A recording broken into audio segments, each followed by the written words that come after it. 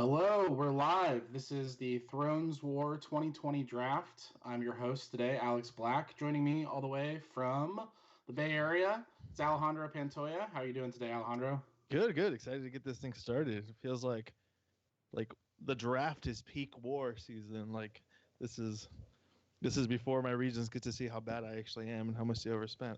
But everything's possible right now. Absolutely. Alrighty, let's see here. So I think everybody's getting set up.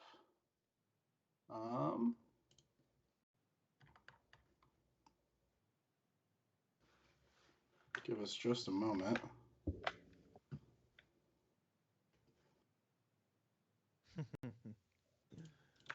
So Alejandro, while we're getting set up here, why don't you tell everybody a bit about how ThronesWAR Draft works?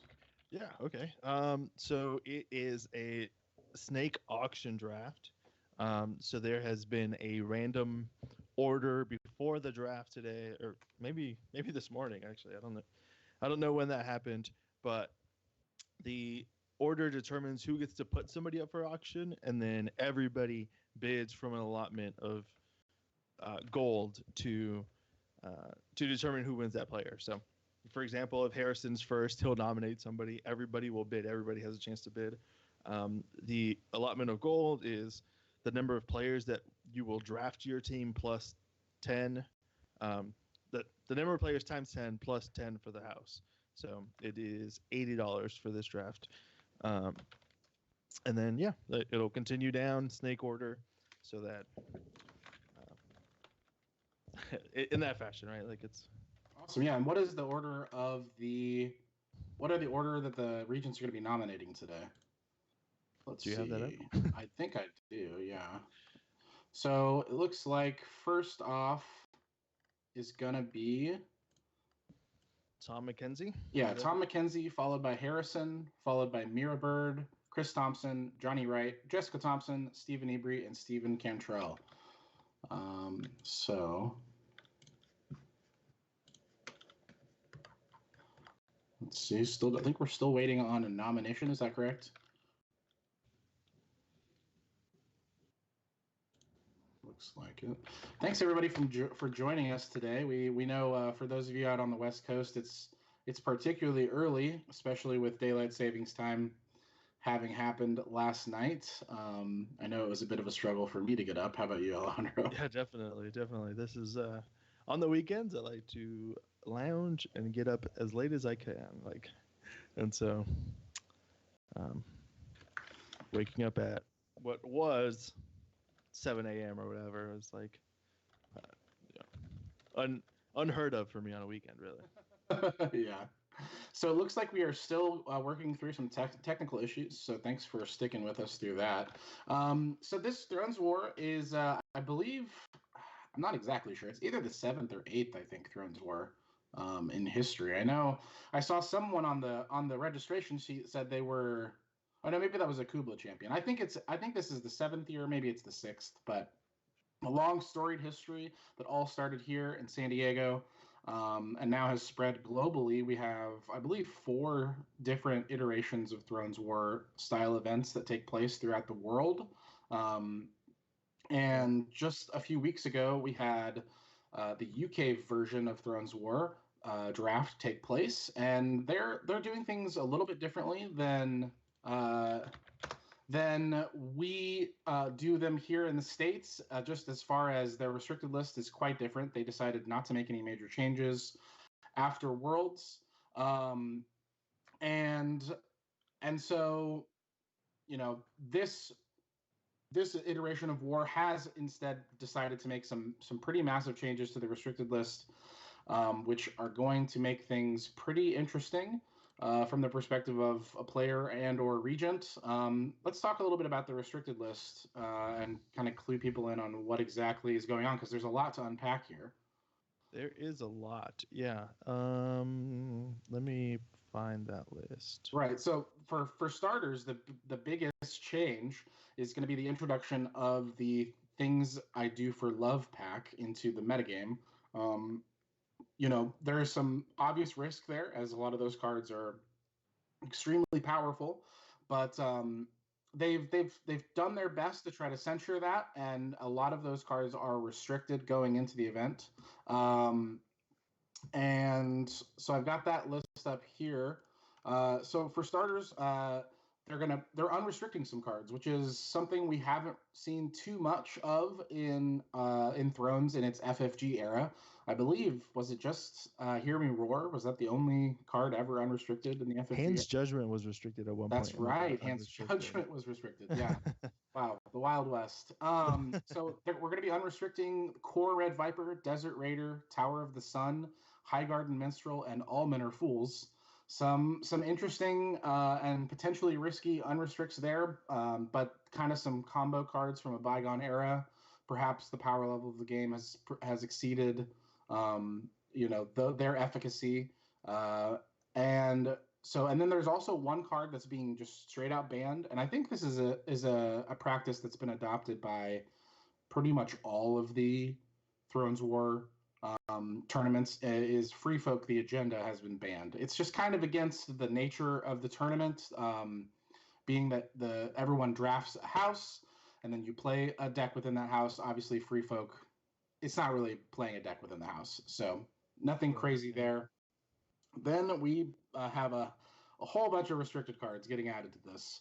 Why don't we talk a little bit about the cards that are getting restricted that aren't from the Things I Do for Love pack first, because those are probably some of the stuff that our viewers are most familiar with. Let's see. Bribery is hitting the restricted list.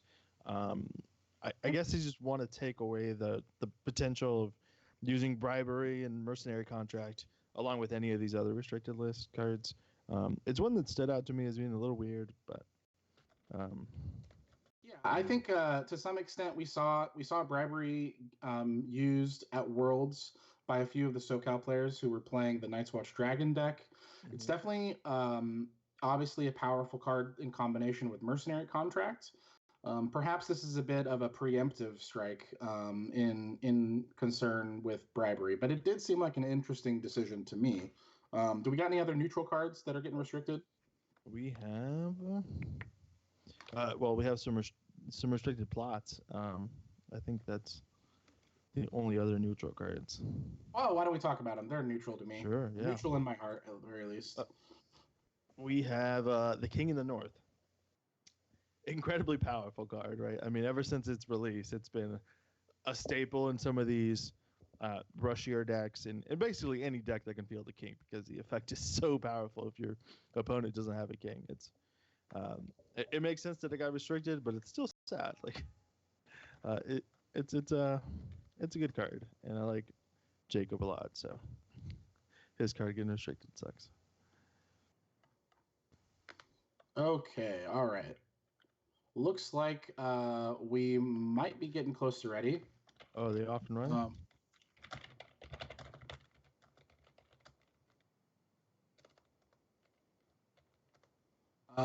So until I get the go ahead, King of the North, obviously an incredibly powerful card, a totally meta warping card for some decks that were able to play kings, and it's gonna mean the resurgence of non-king style decks, whether that be like mini curve decks or decks that play more of an attrition style game. It's definitely going to open things up a bit, as we've seen the proliferation of these cards that just sort of further enhance the play style of these mid-range decks. And on that note, we actually also have another neutral plot that's been restricted, and that's Return to the Fields.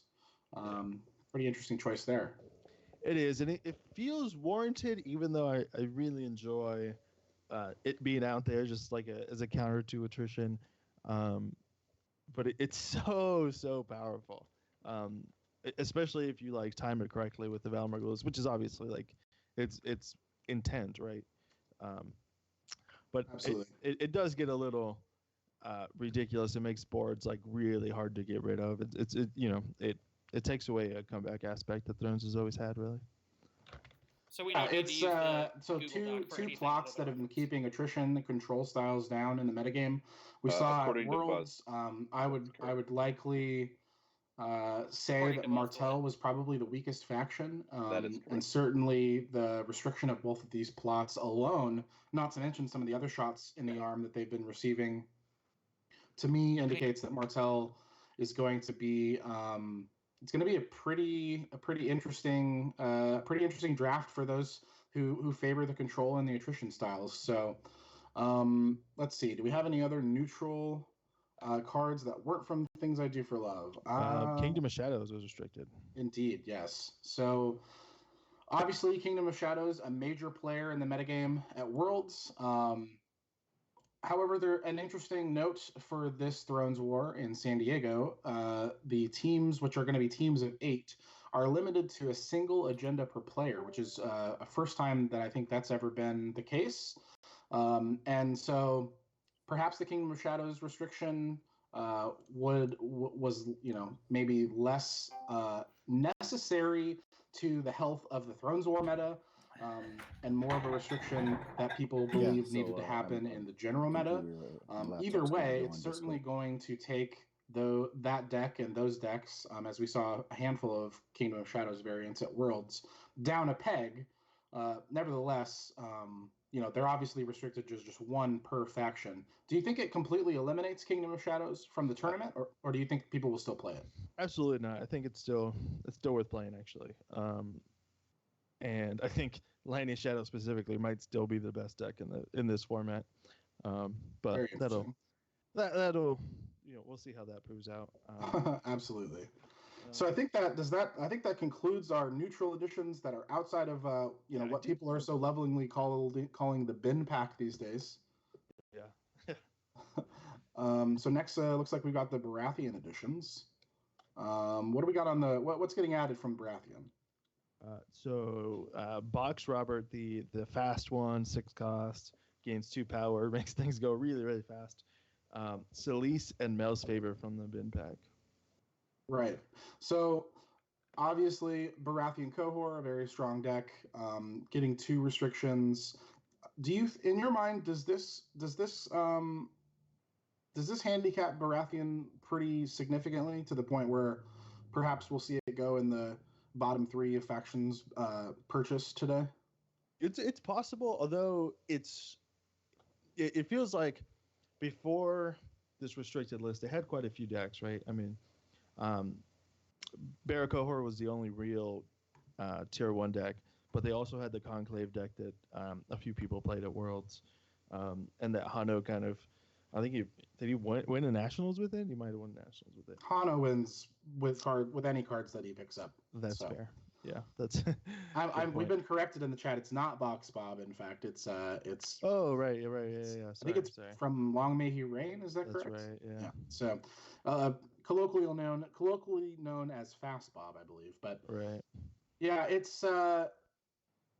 Baratheon has been a fickle faction for the last few months. Obviously, it's had other builds outside of Cohort that have done well. A lot of them have been Alliance Cohort, however. We do have the Hano 3-2-1, as we call it, otherwise known as Knights of the Hollow Hill deck, that's been doing pretty well. But so it's going to be interesting to see how people innovate. We'll talk a little bit about sort of the cards they're getting added to the game from the bin pack, as it were. But why don't we move on to Greyjoy? They've got no additions, so we can start and end right there. And then Lannister I've got another one. Okay. Oh, Tyrell, no additions. All right, we can get those. We can just get those out of the way right now. Yeah. How about Lannister? What's Lannister getting added to the restricted They're list? losing the Red Keep and Wheels from the bin pack. Red Keep is obviously insanely strong, and is non-loyal. It would have made Banner Lion like really appealing in basically every house. Right. Absolutely, yeah. It seems to me like putting the Red Keep and Wheels within Wheels on the restricted list is going to make for some very interesting choices for most Lannister players. If you play a lot to the board, perhaps you'll be playing more red keep. If you play more ambush and shadow type, and landing jumpers type styles, perhaps wheels within wheels is the correct way to go there. So then we have, moving on to Martell. Martell's got two cards. Two cards being added. Interestingly, they both share the same name. What's getting added to the restricted list for Martell? So both versions of You Murdered Her Children, which the bin pack card is insanely strong. I'm not sure why the card that's been around forever. Oh, I guess the card that's been around forever and hasn't really seen play is. I think it's a concession to the fact that Red Viper is coming off the restricted list here, and they want to make sure that there aren't any sort of Hyper Viper combos that are too fast for the metagame. It seems like a pretty safe restrict to me. Probably the type of one that should have been done by FFG from the very beginning. So I think it's actually a really savvy restriction here.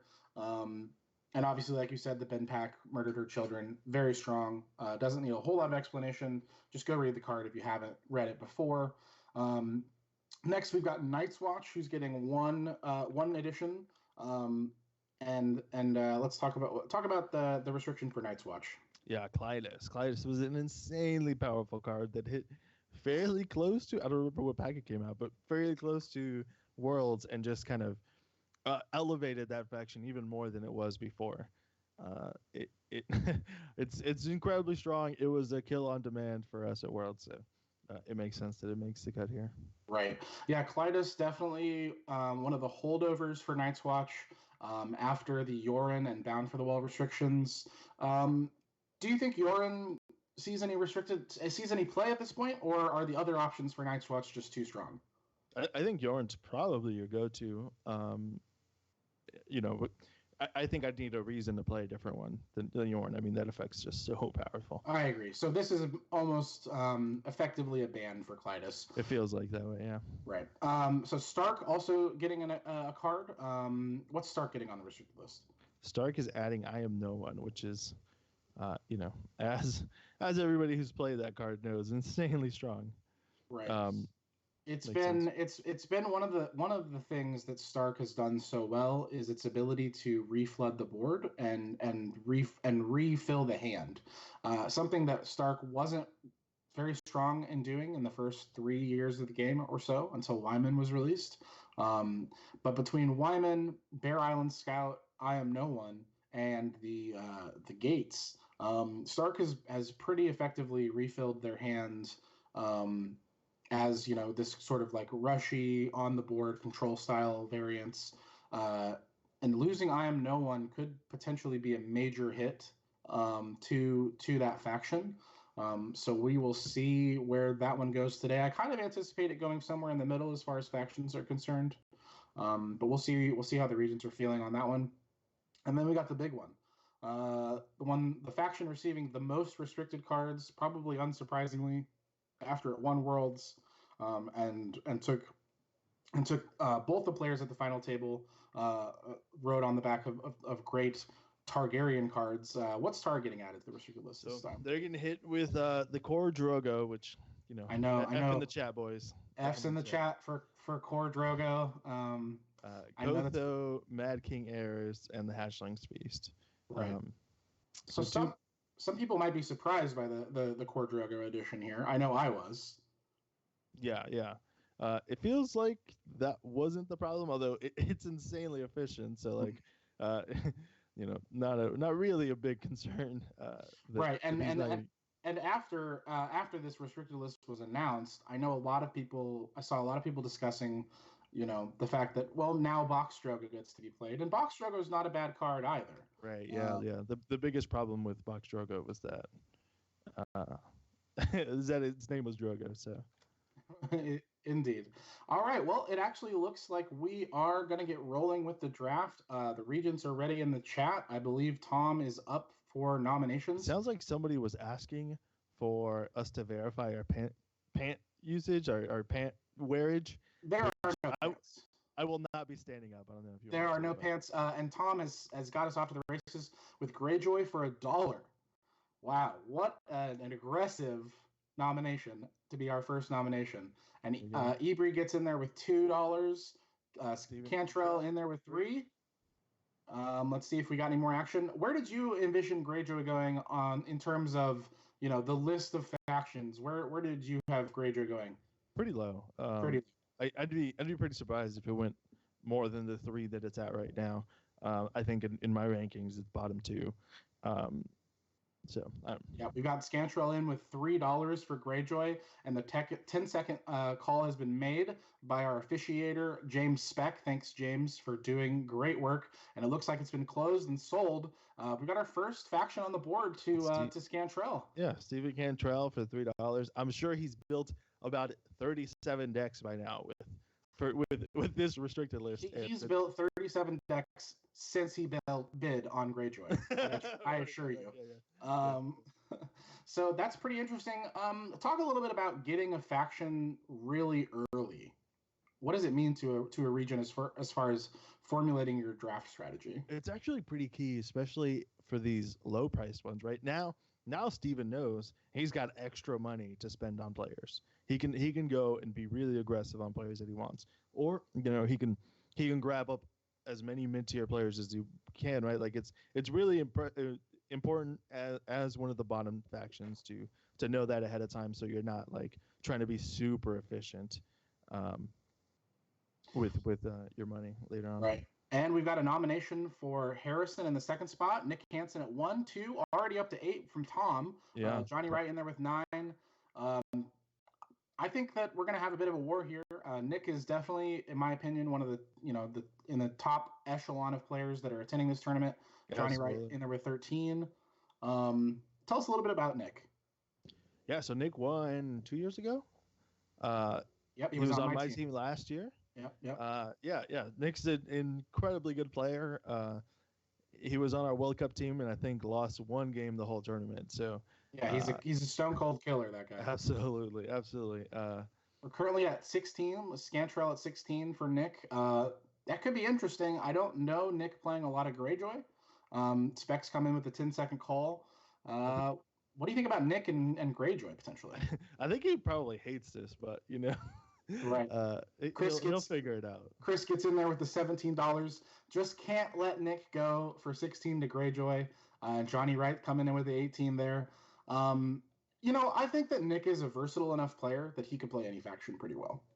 Absolutely. Yeah. I mean, I think that the faction loyalty is pretty overplayed in Thrones. I know that lots of people don't share that opinion. So, but he's super solid and will be able to play whatever deck as long as the deck's good, right?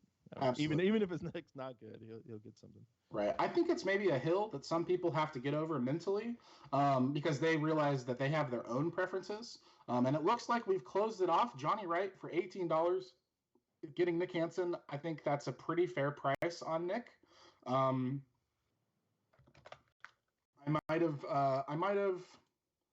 might have projected him a few dollars higher, but I think 18 is a pretty good value for Johnny there, and there's some room to make a little bit of profit on Nick. If Nick obviously has another great ThronesWAR tournament, wins it all, Johnny's going to make a lot of money with $18. And Mira is off to the races, nominating another faction, Targaryen. So this one, I anticipate this one going for quite a lot. This one should go for the most, right?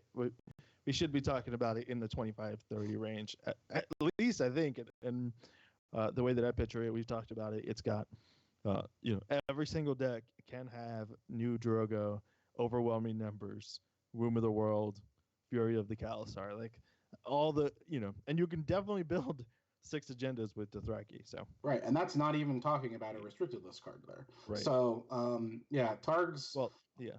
Obviously, very well positioned. We've already got it up to 12 here with Harrison. I anticipate that number to double at least. But we'll see. We're working with $80 budgets. I'm not sure if we mentioned that. The budgetary system is $10 per player that you have to buy, plus $10 for the faction. So $80 is the total budget. I kind of think we talked a little bit about it.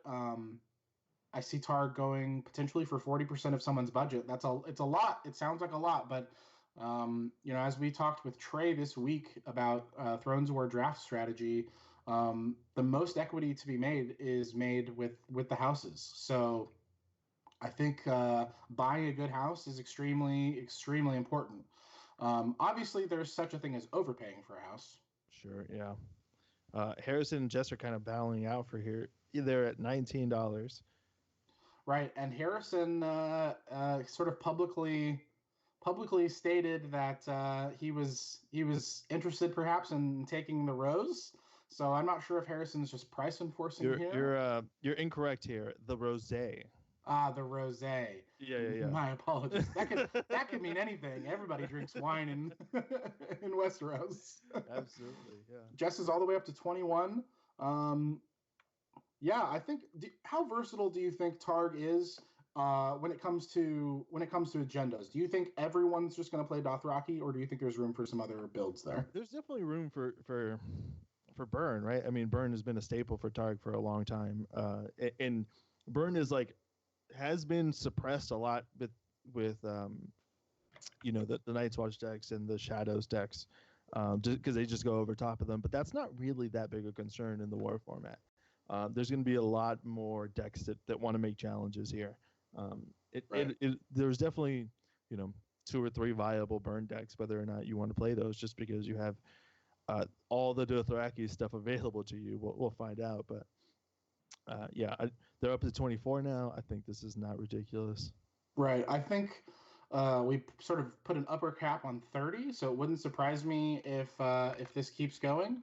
But do you think there's any chance that any non-Dothraki or non-Burn decks make it to the tournament, or do you think that's pretty much there's enough there that they can basically split eight decks and get it done with those 2 strategies? I do think that you probably just play those because they're the strongest shells. I mean, you could play like a Valerian Steel deck, right? That does what the Targ box Valerian Steel decks were doing, but also you could do that and add Womb and add overwhelming numbers and add Drogo, right? Like there's not really a reason to not play those. Yep, and Jess is leading with 25. Specs called the 10 seconds. I see him typing in the Discord chat, and it's closed to Jess for $25. I actually think that's a really good deal for potentially the best house. Yeah, 25 feels like where I think at the beginning of the discussion we talked about starting this, so getting it for 25 is, that's solid. All right, and let's see who is up next. I believe Tom, Harrison, and Mira have all nominated, so Chris Thompson's up next. Do you see Chris nominating a faction here or a player? There has been 2 factions already, so I think I would bet on the faction if it was me. Yeah, perhaps a run of factions here. Chris Thompson, first-time ThronesWAR Prime Regent, but has been a Regent at, I believe, both Thronetoberfest and the Midwest War. Obviously a very accomplished player. It helps to be really good as a Regent because you still play the games too. So Chris is obviously in a great position to do well at this tournament as long as he executes here in the draft. I'm not sure what the holdup is. Perhaps CT didn't realize that he was up, and he nominates Anil for $1. This could go a lot of ways. Anil is a fantastic player. This is going one way. He should be one of the most expensive players in this. I agree. There's almost no chance that these people sleep on Anil. Anil is a fantastic card player, one of the best card players that I know. We're already up to $12 in just a few seconds. Tell us a little bit about Anil. I'm not sure if all the listeners know who Anil is. Obviously, he doesn't make his way around in Thrones too often, but so Thrones related. Did he King of Swiss this past Nationals? I believe he top 4'd the last Nationals. Right. Yeah. And hosted the World Cup. Just like has a ridiculous win percentage on Jalos Pavilion. I think it's up to 75, which is unreal. And more prominently, he's like the best player or top 2 player. I don't actually know very much about what's the Legend of the Five Rings L5R. Right. But he's like up there. He wins everything he goes to essentially. Arguably, probably the best player or one of the best players in L5R. The games translate, people. Let me tell you, I know of people who've had success in both realms. Scantrell currently leading with $17. I think that's a little low. Personally, I have Anil in the probably top 5 players of this tournament. Jess comes in there with 18. She's probably doing a little bit of price enforcing. Obviously she spent big on the faction early, but spending big on a faction and a really good player, and then trying to fill your team out with some value towards the end is not a bad strategy. Yeah, getting a Neil for 18 feels like a steal. I mean, these are maybe the what we talked about on the podcast that was released yesterday feels like it's coming true, considering regents aren't bidding up what I think they should be, right? Like 18 feels low. I mean, of course it's almost double what your average is, but you're gonna have a few $1 players. Like 18 for one of the best players in the pool, when you have the best faction in the pool, like that seems so good. Absolutely. Yeah, I think Jess is off to an incredible start. She's got arguably the best faction. She's easily got a player who could win this entire tournament. I mean, obviously, we've only had four things nominated so far. Johnny Wright comes off with Barra on 1. This could be very risky. To me, this feels like a Stark from Midwest Wars first tournament, where CT nominated Stark, assuming someone would take him to 2, and then ended up getting stuck with Stark at 1. What do you feel about Barra with 1 for Johnny Wright? I think that I would be okay with Barra at 1. Of course, I don't think that Johnny wants Barra at 1. I think he wants to take people off of Martell. I mean, that's what. Oh, Ibri comes in there with the 2. Johnny goes to 3. Wants it. He's going to that 3. means Johnny wants Barra. Johnny says Barra is a value. I can make profit off Barra. Yeah. I don't think he's wrong. We've talked about them being kind of bottom 3, bottom 4. We'll see if they actually are, but yeah, 3. Let's put it this way: if I was getting Barra for 3 or Greyjoy for 3, I'd be super pumped for Barra right now. Yeah, I think I prefer Barra over Greyjoy for 3. So Johnny getting Barra for 3 here seems like a decent deal. I don't think it's the worst faction, but it's definitely very close, and it's going to be about creativity and deck building here, which Johnny has spades of. Like that's in 1.0, Johnny played a lot of Barra. And Mel's favor was prominent in every single one of those decks, and it was incredibly rude. So yeah, I feel like this is quintessential Johnny here. Yeah. If Johnny, you wouldn't be surprised. I wouldn't be surprised if Johnny has busted Mel's favor. Like he's figured out the Mel's favor is absolutely busted, and is gonna play with Johnny, notably in 2017, drafted Martell, I believe, for $1 or $2, and ended up winning that entire tournament. So Johnny's proven that you don't always have to make you don't always have to spend big on the house in order to win. And so it looks like Johnny's trying to run it back, and the Barra on $1 wasn't a massive bluff, which I think is probably good. If you're going to nominate a faction for $1, you need to be prepared to buy that player at $1 or that faction. And Eric Green has been nominated by Jessica Thompson, a fantastic player from your neck of the woods. Why don't you tell us a little bit? Absolutely, yeah, the best player in NorCal, Eric Green. He's just incredible with all the things that you throw at him. One of my test partners that I play with all the time in lead up to tournaments and just in tournaments around the Bay Area. So I can't speak highly enough of him. I think that they need to get to where he should be, which is not, again, they're up to 17, still low, right? Top 4 at Worlds this year. Made a deep run at Stalik. Made a deep run at Stalik last year. Like it's Yeah, I don't think Eric breaking the $20 marker for the first time here today would be unreasonable at all. I would be happy to have Eric for 20 or more. I think Eric is definitely, again, one of those probably top 5 players at the event. He's got a top 4 at Worlds this last year, and a few years ago he was at the final table at Worlds. So clearly an accomplished player. Mira goes to 20 on Eric Green. Some fellow the first bid from Mira was at 20. Well, other than the nomination, indeed. Harrison though goes to 21. Just nominated. We've got We Yeah, got two. NorCal's fighting for Eric Green. Yeah, NorCal is fighting for Surprise. NorCal. No surprises here, absolutely. I think this is a good value for Eric. I think a couple more dollars wouldn't be ridiculous, but I wouldn't be surprised if Harrison closes it out here at 21, which would be, I think, a fine deal if Eric, does as expected, and the auction here is closed, and Harrison is on the board, I believe, with the Yeah. with their first player slash faction. Yeah, so why don't we? I guess it's probably a little too early to do a review, but I believe if that nomination was Jessica Thompson, then Stephen Ebry is going to be nominating next. Player or faction? What's your prediction for the nomination here? Ebry, he's probably going to go player. He's going to put up somebody that he doesn't want, maybe. Incoming one of our names. Yeah. Okay, No, that's not true at all. That's actually. not true at all. Yeah, Yeah. Pablo for $1. Pablo is a known creative mind in the game. Loves combo. Loves wild sort of interactions. All the way up to 5 on Pablo. So clearly, showing some love for Pablo here. Yeah. Tell us a little bit about Pablo. I know he has done a lot for the game in his time. Yeah, he runs a lot of tournaments down in SoCal.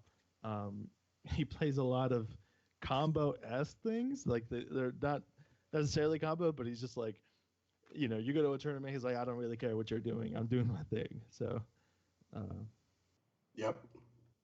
I think Pablo would be a great creative addition to any team. Harrison's gone all the way to 7 on Pablo here. It's with a fellow man of leisure here. I mean, they both like playing passive power decks. So absolutely, Ebry all the way to 8. So we got a bidding war here between Harrison and Ebry for Pablo, and I think it's just really important to have creative minds on your team with these brand new metagames like this. Yeah. There's one thing that we haven't talked about is that I think it's incredibly important to have people that are going to grind games online because you just need data. Like, this is such a wild format. It's this restricted list is just for this event. You need people giving you data that helps your whole team because you need to build decks for other decks. You can't just go on ThronesDB and rip a deck from a recent tournament. So these brewers are going to be really important to help with that too. Absolutely. And looks like Ebry was the victor there on Pablo. I think that's going to be a good addition for Ebry's fledgling team.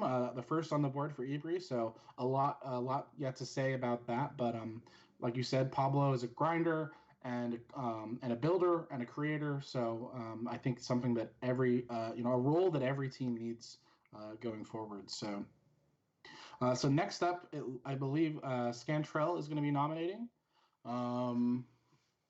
Let's see here. Tell us a little bit about Scantrell as a regent. And I say Scantrell. His name is Steven. His last name is Cantrell. He goes by Scantrell. Yeah. So I hope that's clear to everyone. And he's off to the races with Tim Wang at $1. Tell us a little bit about Tim Wang. Yeah, Tim is the reigning Kubla Cup champion.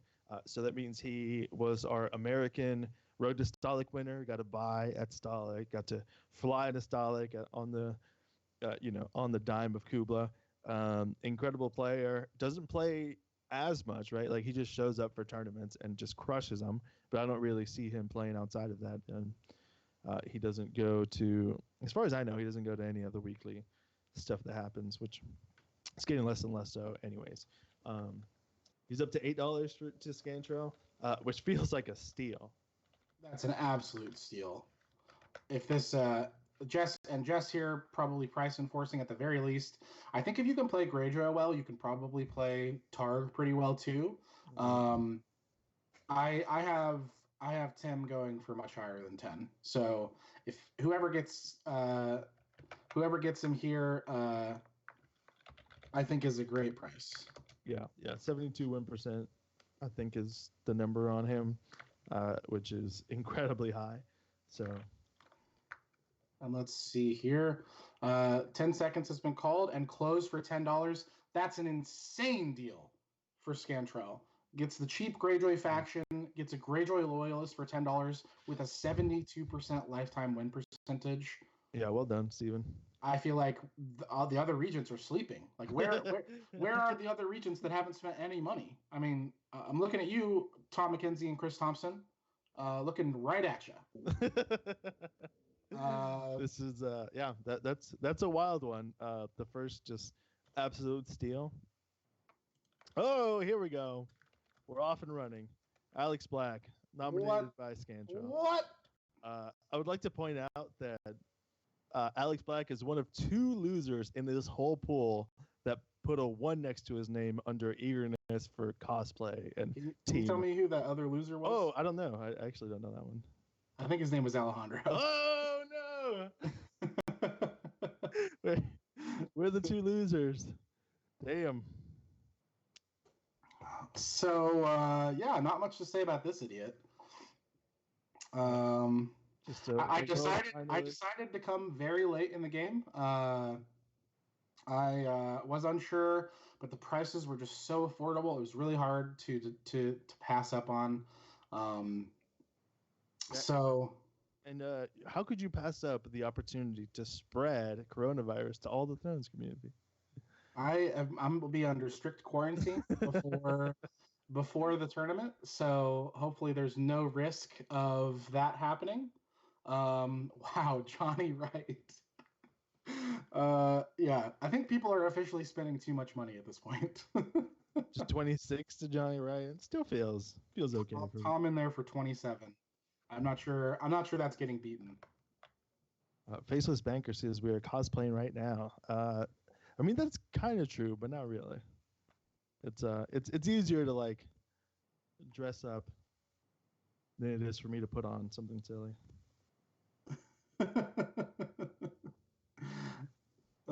Johnny Wright in there with $28. I cannot believe this. 30. They're insane. Do not spend $30 on me if you can hear this. I basically have to win the event now to make a profit for these people. Oh man. Well, I'll be happy to play Baratheon with Johnny if that Tommy in there with a 29. Woo! All I'm saying is if Tom gets 30. 30. All I'm saying is if Tom wins, he better get wheels within wheels. He's not gonna be able to afford wheels within wheels anymore. Yeah, we'll see. We will see. He's gonna spend 2/3 of his budget for one player in the faction. Yep. It's fine. It's closed. All right, Tom. We're doing it again. Love you, buddy. The pantsless crew for life.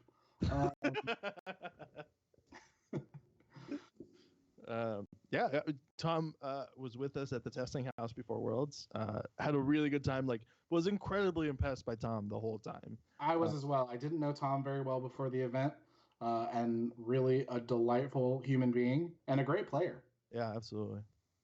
So I'm happy to team up with Tom for this event.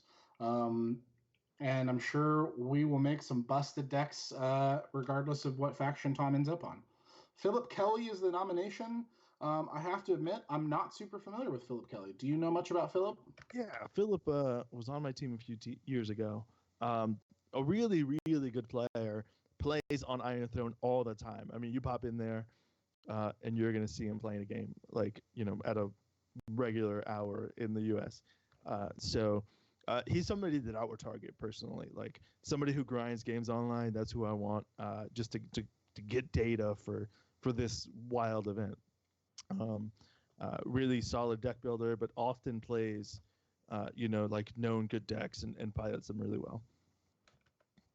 Absolutely. So we're all the way up to 9 here. Let me reference my spreadsheet here. I've got Philip going for more than this. So I think if Scantrell gets Philip Kelly here at 9, that's another good value. Harrison going in there with 10. So we will see. Scantrell seems like he really knows the players that he wants for this event. He's been targeting them very specifically, and getting his players, which I think is a great strategy. Yeah, getting Tim Wang and Philip Kelly for a combined $21 would be such value. Like those are way above average players for the average player price. And I'm really impressed with how Scantrol is doing so far. All right, let's see. Closed at $11. I think that's a pretty fair price. I had him a little higher than that, just based on past player history. So you're not looking at like the value that he's going to bring in just by grinding games online. I don't think you're absolutely right. I was not accounting for any of that in my list. So probably a really great value. Jess has nominated Ryan Jones. Tell us a bit about Jonesy. 3 card designs to Ryan Jones. That's all you need to know, right? Yeah. What else could you say? He's up to 11 for Scantrol. These prices are pretty low. Ryan has been out of the game a little bit, but I mean, I think that they should not really care about that. He's just an incredible player. So trust that he'll play incredibly at the event and provide really good feedback in the deck building process too. Up to 16 to Ebri, which still feels low. Johnny Wright goes in there with 17. I don't think this is over, not for a second. Brian says he's not practicing at all. Okay, maybe that hurts your value, Ryan. As in, he refuses to practice, or hasn't been. I mean, because I haven't been practicing either. To be fair. Right. He says I'll show up on Saturday. Ryan's been like incredibly slammed by work. He's been producing some high quality board games. So it wouldn't surprise me if he just doesn't have time to do it. David says just show up on Sunday, assume you're in the cut. That feels fair, right? Like previously, was running ThronesWAR up until this year. So yeah, I think he just gets a buy into day 2. And Ebri is there with $18. I think obviously with Ryan's potential, that could be a huge steal. But there is some consideration for the fact that perhaps Ryan is very busy right now, and I think regardless, a great player to have on anybody's team, and I'm sure Steven will be building a team now around both Ryan and Pablo, 2 SoCal players. So and Alejandro at 18 by Johnny Wright. Starting it off big. Johnny Wright started with a nomination at $18 for our very own Alejandro. Well, tell us a little bit about Alejandro. Kind of a shitter, not really. But the other person that put a 1 next to their name in cosplay viability. We're up to 21 for Johnny Wright. For Scantrol. Yep. Johnny comes in there with the 22. I reckon there's probably no chance that we're playing on the same team. What do you say? Seems pretty unlikely unless Tom wants to pay $1 for a faction. Look, I really want. I was looking to run it back after Worlds. I had a pretty good time. Sure. I'm not gonna lie. You're all the way up to $26, which 28 from Johnny Wright, just jumping the gun, just spending an extra $1, doesn't care. Ballsy. I think 28 so much. Right, but Johnny spent $3 on a faction, so that's true. Yeah, we're playing Barra. Johnny is saying that you are worth Targaryen, or more than that, I suppose. Yeah. Which Scantrell in with the 29. He really wants to. He really wants to. Is he gonna have any money left after this? Mira with the 30. With the 3-0. Oh no! You didn't even have to cheer for it. What the hell? Gotta love it. Got to love it. I think if you know the players you want, Chris Thompson in with a 31. He waited all this time for your sweet face. Oh my gosh. People are going insane. Looks like Lucas says I am at least 8 wins minimum, which feels untrue. Like 32 is such a scary gold amount, considering at 2 of the last at the wars last year I went 4-3. So it happens to the best of us. Chris Thompson in with the 33. They really want you. Oh. They really, really want you. Well, seeing as you were number one on my list, um, I have to say I don't blame the people trying to get you here. But you're right; it is really difficult to return investment on that. But you're due. And I know I say this at every tournament, but one of these, a broken clock is right twice a That's day. not how this works. I don't get credit for past accomplishments, like past non-accomplishments, right? All right, 33 All right. to CT. You're in there with CT, which I mean, Yeah, I'm excited about that. We got to work together for Worlds. You would have been happy to work with any of these people, really. So for sure, of course. Yeah, CT clearly waited until it seemed like the bidding had reached its zenith, and then got in there. So, Chris Thompson nominating Neil Kimball at $1. Neil's a fantastic. What? This is a friendly friendly stream here, Alejandro. I don't know, maybe not. So Neil, the real deal in there. Tell us some about Neil. Neil is an incredible player. I mean, he's like always doing well at the big tournaments. At the first 2.0 Worlds, he top forwarded it. Incredibly creative deck builder.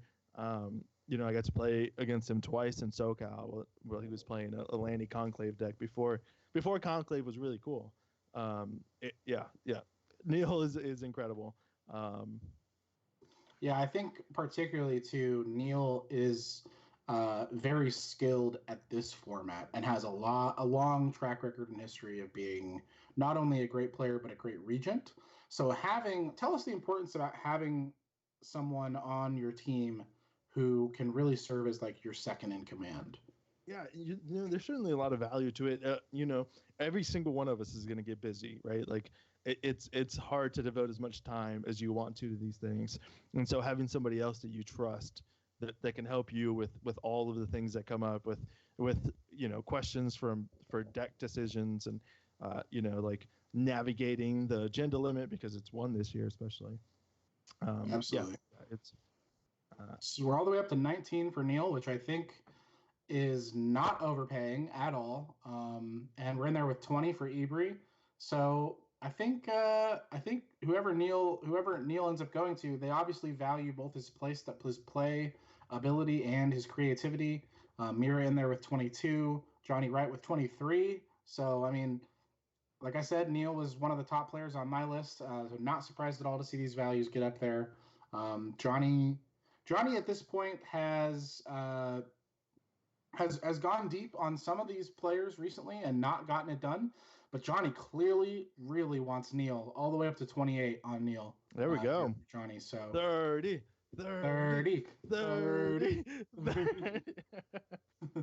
Yeah, you need somebody else to join the 30 club with you so you can relieve some of that pressure. I can see it building up. I can see.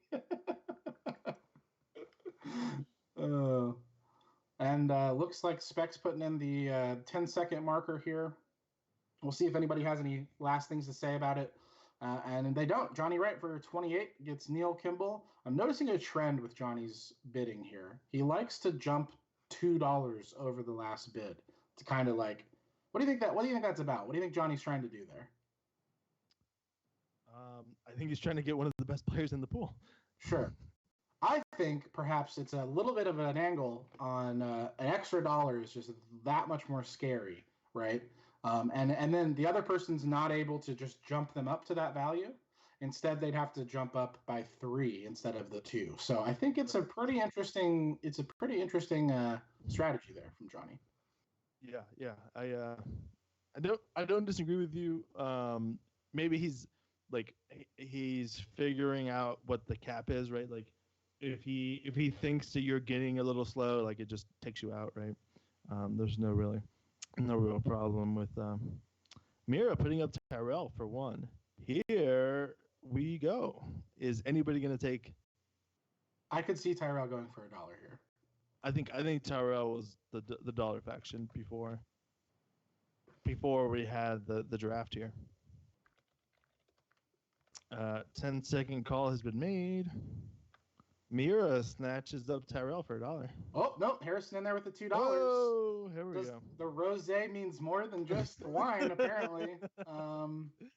Harrison, the most leisurely man in Thrones was. It definitely is a mark for Tyrell. So not And surprising. Ibri in there with the Ibri in 3. for 3. So we've got 3 people interested potentially, unless we think Mira was just baiting out another faction here. What which faction is is totally going to end possible. up being the dollar faction at this point? At this vantage point, I would say Stark or potentially Night's Watch. I didn't have either of those.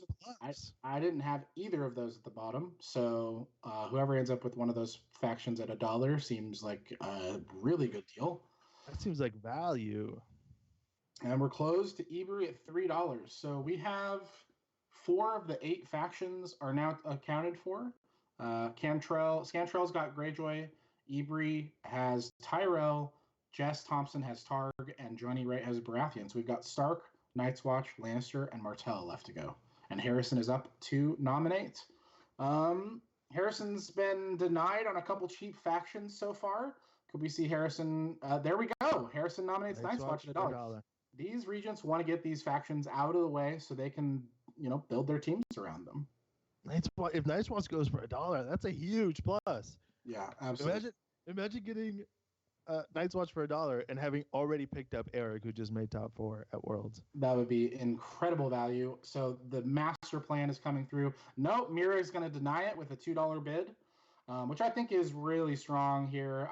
I had Night's Watch going for about $8 or $9, maybe $10 here. So Mira has gone to 4 after the Harrison 3. So they're clearly jockeying back and forth here for position on Night's Watch, which I think we've gotten up to the point where people recognize that Night's Watch is just an incredible ThronesWAR faction. Okay, they're up to 6. I guess it solidifies Stark as the $1 faction. Yep, Stark is the $1 faction.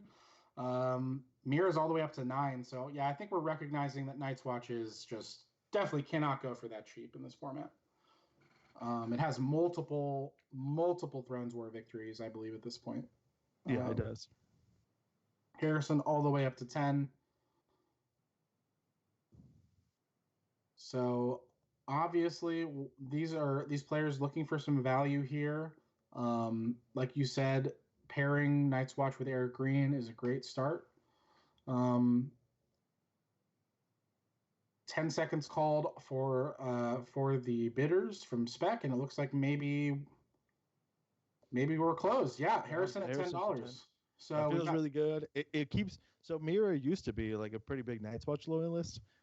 Which isn't the case that much anymore, but she is really fond of the faction, so it doesn't surprise me that she took him up to $10.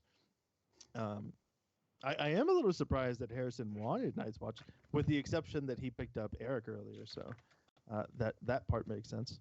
Now we got a few factions left that are gonna, we'll see how these things go. I mean, I'm not sure. I guess Stark is a $1 faction, which. Martell's up for $1 from Tom. Mira immediately goes to 10.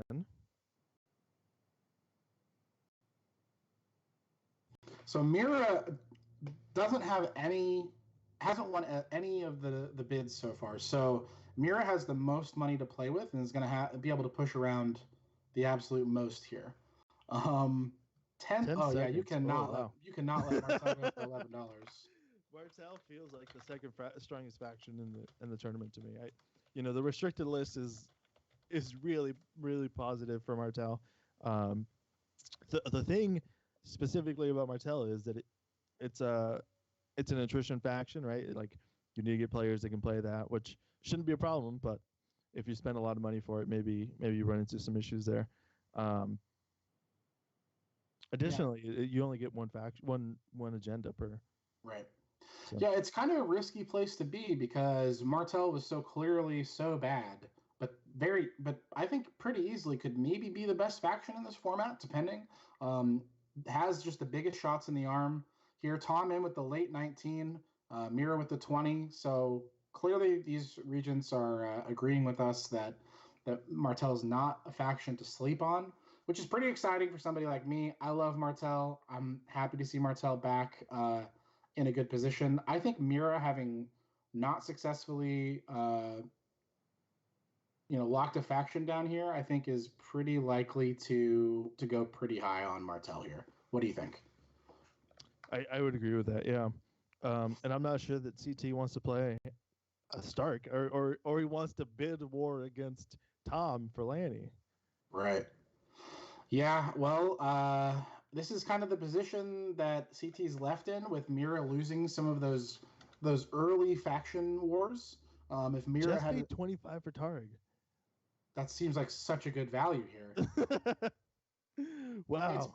And it's possible, with Lanny being the only, really potentially viable faction left. I mean, Stark's not Stark's viable, but it's possible that this Lanny number could be ridiculous, right? With both the last two regions not wanting to get stuck with Stark. Yeah, with Tom and Mira, both players that are really fond of Lannister being left, like that number is going to get crazy. Right. And it looks like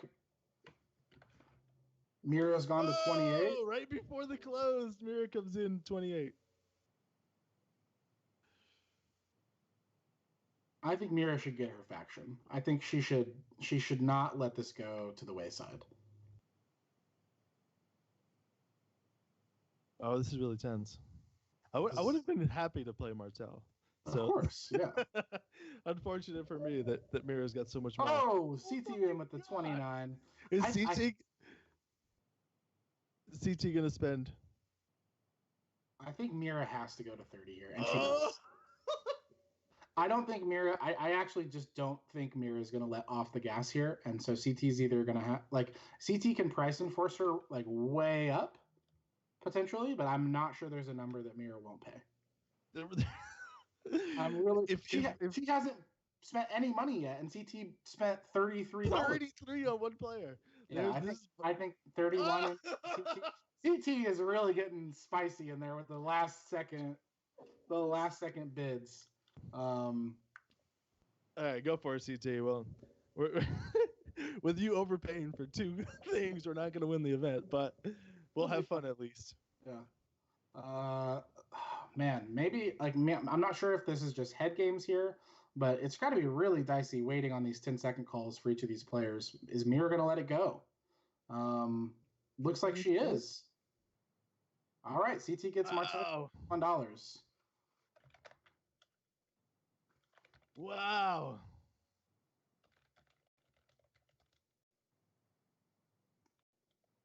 So that was intense. Wow. So CT has 16 remaining dollars for the rest of the 7 players on the team. Is that correct?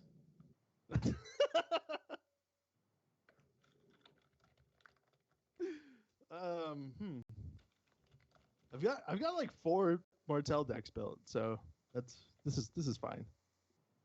This is fine. Lannister's up now. Here goes another war. Yep. This could get ugly. Matt said in chat, CT has Alejandro Martell and whoever the other we just let him have. We've literally seen nonstop bidding. There has been not a single pause in the bidding. We're all the way up to $30 for Lannister. I think Lannister could be the most expensive faction here. Wow. How did Targ not get past the $30 mark? 35.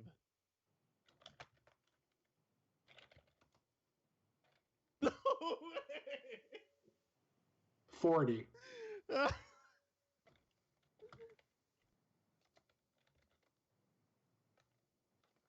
Wow.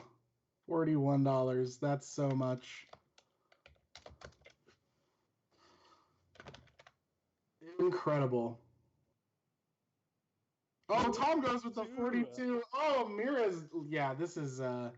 We're in there with $43. I'm not sure anyone can stop either of these players from bidding at this point. I mean, it's just going to be about running out of money.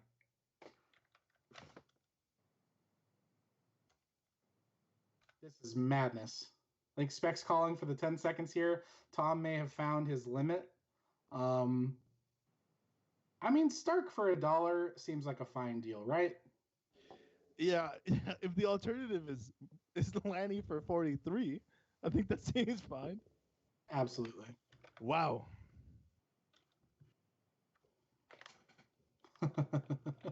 Wow. I'm getting a lot of messages right now about this war. Well, this is ThronesWAR after all, and Harrison's up on the board. It looks like all the factions are pretty much are all accounted for here. Yeah. Tom is on the board with Lanny, or with Stark. Oh, Alex Esposito is up to $5 to mirror right now. Alex plays at a SoCal, insanely strong technical player. Was a pleasure to have him on my team last year, and a really great guy to hang out with too. So he's up to 11 for Mira. Seems low for him still. So.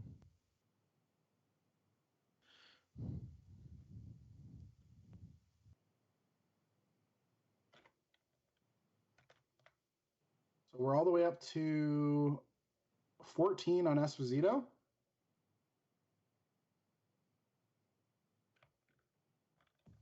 I'm still in shock.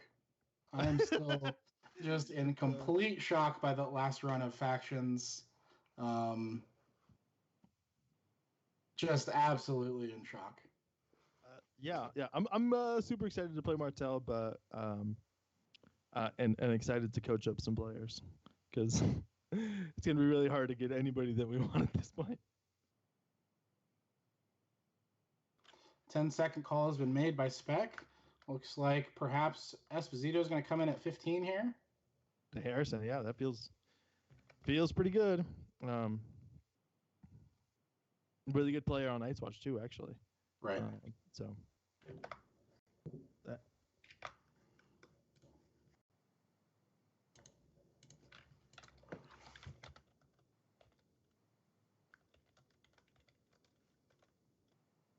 And Mira has nominated Michelle Smith for $1. Michelle, one of the classiest Thrones cosplayers that I know. I'm sure she'll be bringing a big cosplay game to the event. And also really solid at playing Lanny Crossing, which is what she's been playing. Basically as long as the agenda's been out, it feels like. And Mira clearly has identified that. As she's out in front on Michelle here. Would be nice to lock up some good value here and some potential profit.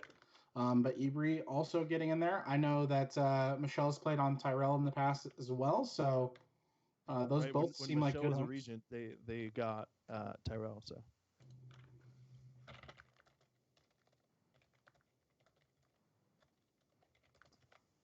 And the 10 for 8 with a 10-second call. Yep, and it looks like we're closing it out. So Michelle goes to Team Lannister. That seems like a great home. Yeah, congratulations. I'm sure she'll be super excited about that. For sure.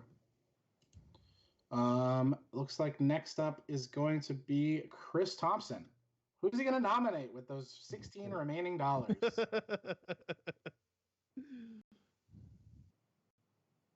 And his max bid is like 10 at this point. Is that right?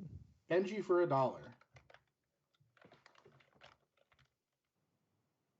Why don't you tell us about Benji? He's up in your neck of the woods. Absolutely. I would love to. Benji is a player from the Pacific Northwest, a really solid and dedicated player, loves Night's Watch, and has made the cut at ThronesWAR in the past. Recently, within the last year, has started traveling a lot more to events, which was really happy to see. Was a late reg here like myself. We're actually going to be staying in the same hotel room. So if you're watching this, hi Benji, I love you. And I mean, anybody that gets Benji here he's just a great teammate. And I think all the way up to 12 for Benji. Mira on Lannister, Harrison on Night's Watch. I mean, obviously Harrison locking in a Night's Watch loyalist would be pretty clutch here. But Mira clearly has her eye on Benji as well.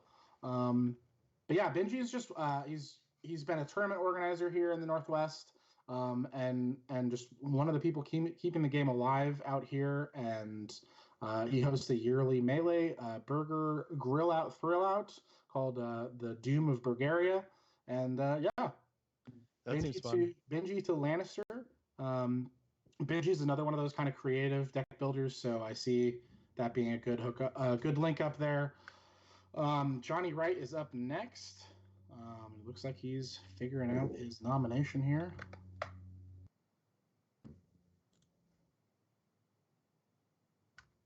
Jeff Kane. This is a member of the Wrecking Crew. This is Johnny's old crew. Johnny used to always just draft like 3 or 4 guys that were his friends from outside of Thrones, and they would go and crush everything. And they were called the Wrecking Crew. And Jeff's a member of that. Probably much more value on a Johnny Wright team than on anybody else's because they work so well together. So sure. Tom goes to 4 for Jeff. We'll see what Johnny has to say about that.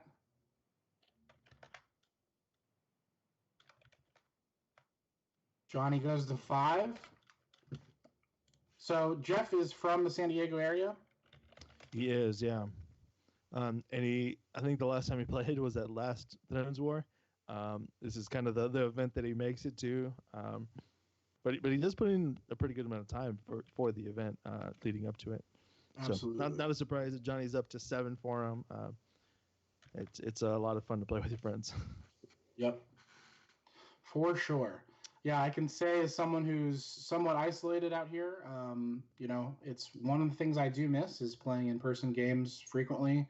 So there's definitely a lot of value to drafting some people who live close to you. Yeah. And we're close to Johnny Wright here, so Johnny Wright does end up getting his man, to not really the surprise of anyone, I suppose. And looks like next up on the clock is Jessica. We're getting pretty close to a halfway point. I think at some point we'll want to, maybe they'll take a break and they'll let us do a little review. We'll see how they're feeling. But for now, they're going to keep chugging along. Hope everybody's doing okay in the chat. We're at 53 viewers right now. That's awesome. So thanks everybody for joining us. I'm sure most of you are coming to the event. And if you're not, definitely try to make your way out to one. I know that there's going to be a Midwest War event and an East Coast event. Probably the East Coast might not be War this year. I'm not sure. They talk about maybe changing the format, but I know there's definitely going to be a Midwest one, I believe. So I would highly recommend coming out of one of these. Jess is sleeping on a nomination, it would seem. Oh, there she goes. And we've got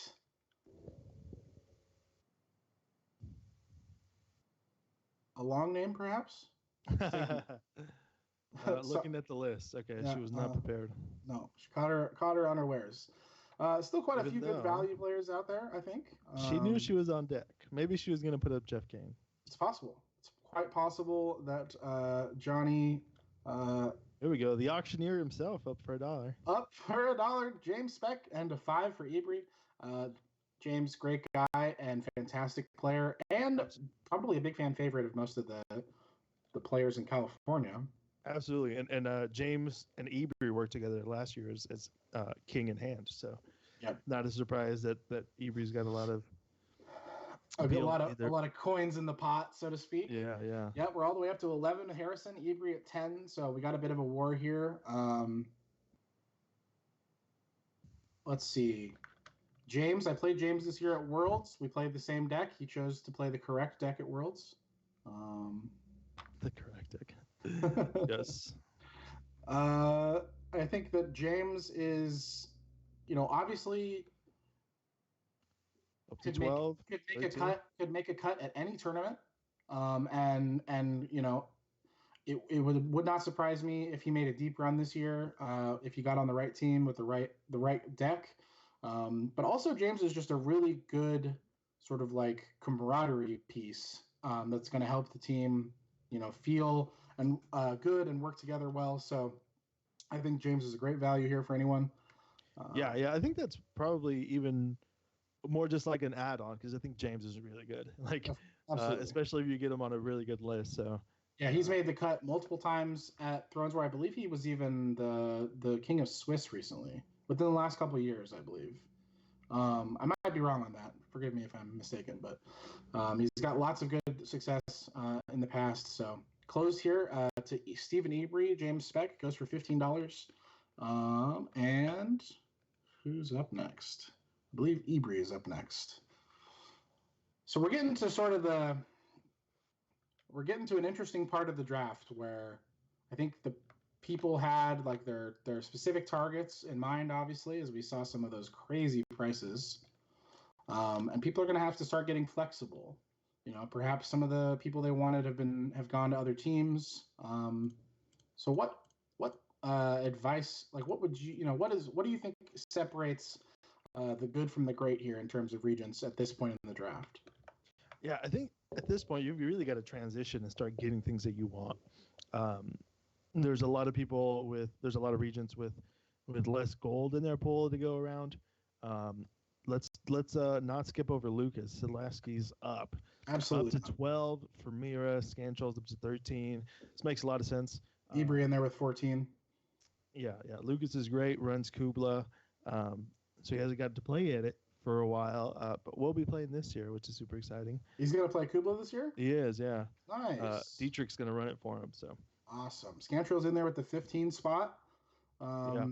I think this would be a fine place to go for Lucas. And Spec looks like he's typing out the closed. We might see, and it's closed. So we got Lucas, otherwise known as Sid, going to Greyjoy for 15 buckaroos. Scantrell's filling out this team so nicely.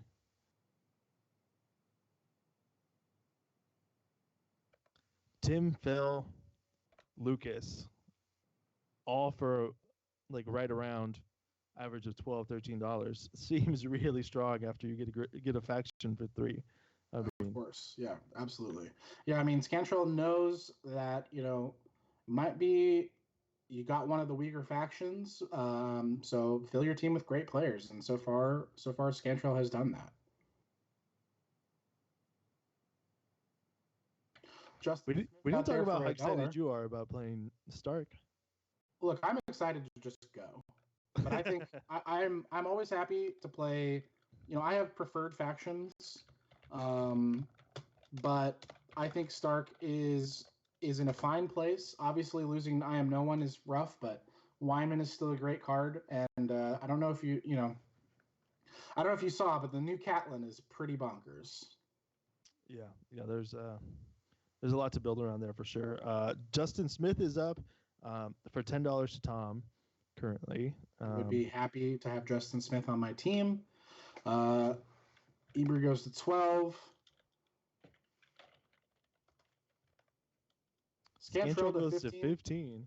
How much money does Scantrell have left? A lot still. Really? Scantrell has $41 and he has 4 slots left to fill. So it's a pretty significant amount of money, right, considering CT's got 16 with 6 slots left. Absolutely, yeah. CT, buddy, we're in trouble. Looks like Spec's closing the deal. Scantrell gets Justin for $15. That seems to be the right number for Scantrell here to on buying players. So, yeah, that team is filling out really well. I would have to say I was worried. I'd be worried about Greyjoy, but it's a great team so far. Yeah, absolutely. Like him getting Greyjoy so early for $3 just allowed him to get all these great mid-range picks, and it's a really good strategy, I feel like.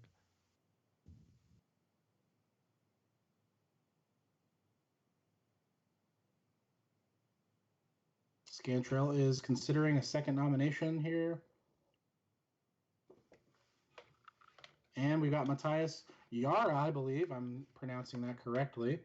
Not entirely sure. Yes. This is an Italian player?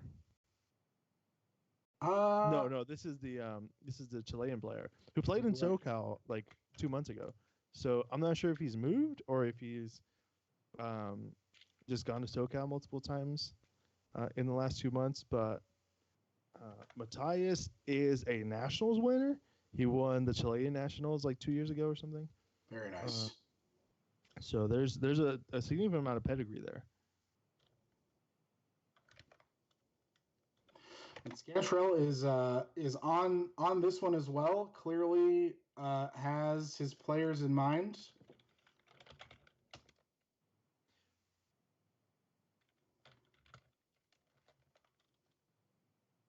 Tom's all the way up to 15. Can Scantrell afford to keep importantly, Matthias has played a lot of Greyjoy. The Nationals that he won was with the Greyjoy deck, so Scantrell has probably done that homework and knows. So right. Scantrell goes to 16 there. Right before the closed.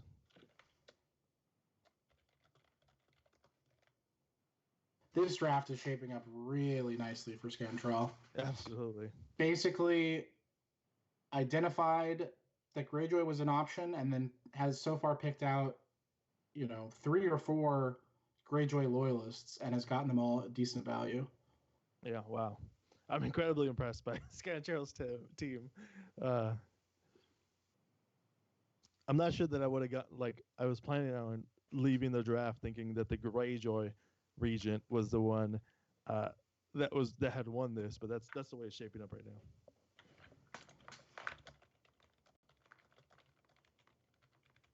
We have 6 more picks before a break. So. All right. Looks like Ibri is up for a nomination. And on the break, we're going to go ahead and review the picks so far and the teams. AJ is up. AJ Valley is up for $1. A notable Martell loyalist. Yeah, CT, get in there. We can't afford him, but try.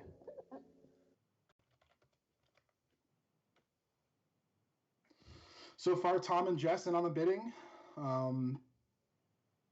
This number is going to go way up. So yeah, this number should be significantly higher than it is. Johnny's in there now. Tom retorts. Ibri is back in there after making the initial bid. Jess gets back and forth. I mean, you want anchors on your team, and AJ's the type of player that can be one of those. So Johnny right in there with 13, Tom for 14. Sorry you don't get to play Martell, AJ. Yeah. It's C'est la vie, right? There can be only one $33 player. Yeah. I mean, he's Roy points out in the chat that actually, not this year, but 2018 Nationals, he made the final table with Stark. So very nice. Some pedigree there with Stark as well. And Tom is the leading bidder here with 16. We'll see if anybody balks. Just a bit quiet in the chat so far. I have to admit, I'm crossing my fingers. AJ is a great player. Spec calls off the 10 seconds. And is typing. Is it closed? And it's closed. There it is. Wow. AJ for 16 to Tom. I think that's a great value. Yeah, that seems really good. Tom needs to pick up a lot more picks like that, right? Like He's at the $1 faction. He needs to pick up a lot of solid play. Like I would say that he's top end, and he went for mid-range price. So absolutely, yeah. Certainly the type of player that could win this event. Agreed. So it looks like up then we've got Jess, followed by Johnny Wright. Let's see who Jess is going to target here.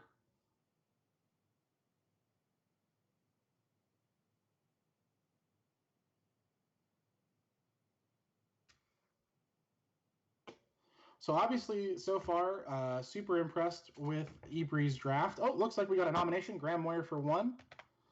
Graham Moyer is a NorCal player. He used to play out of Texas, where he won a regional, and he hasn't played for a few months, but when he was playing, he was tearing up our scene up here in the Bay Area. So Graham Moyer is a really good player, especially if you get him to practice. So I expect him to go for good value, right? Like I would expect Tom and Cantrell, because they're the ones that have picked up the value pick so far. But is there a faction that Graham is preferred to play, really? Graham has played a lot of Martell. When I've played with him. He also played. I don't remember what else. Mostly Martel, but I mean, he could play anything. Sure. And he played Targ when he won his regional in Texas a few years ago. Very cool. So yeah, perhaps Jess will get in here late with the bid. She nominated him and hasn't made any action on it on Graham yet, but she's sitting there with the faction and O'Neill, which is a great start, but no other players so far. Harrison goes to 15. Tom goes to 16. Clearly, Tom identifies something here.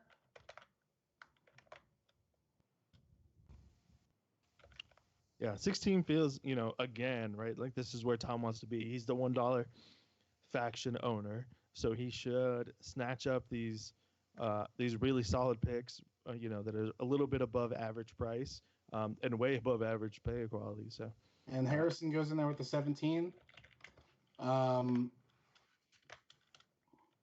And I expect either Jess to come in here with a late bid or for this to be a hold here from Tom. Like you said, good value, but Tom does have to think that he spent too much money on me. So, might be getting the Stark value, but still a little hampered in resources from there, basically. So Harrison does close it out with 17 on Graham Moyer. That feels really good. I'm looking at Harrison's team and just in utter shock that he got Eric Green for 21 gold after. Yeah, that seems fantastic for him. After the price on myself and you, I mean, I think this is. Yeah, that's shaping up to be a great team too. Night's Watch, Eric Green, Esposito has been on good Night's Watch teams in the past. Yeah, and now Graham. Yeah.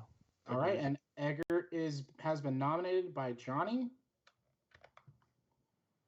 Chris Eggert is a Midwest player who, my understanding is that he's a Tyrell loyalist. So Stephen Avery should be pretty interested here. Although he did put it in his entry, please don't draft me to Tyrell. Oh really? Yeah, I think he thinks that they're in a really bad spot. So that's probably fair. That's probably a fair assumption. We haven't talked at all about the cards that Tyrell has gotten from the bin pack. Queen of Thorns is a pretty strong card. Absolutely. Is it enough to really move the needle though for Tyrell? Good question. It feels like it's a solid card, but it's like a more mid-tier card, right? Like, not being able to do 3 challenges is so big. I mean, the cards like Khal Drogo and like Casterly Rock that give you an additional challenge are insanely strong. And so, I think that it would prove correct that the other way works too, that denying your opponent a challenge is incredibly strong.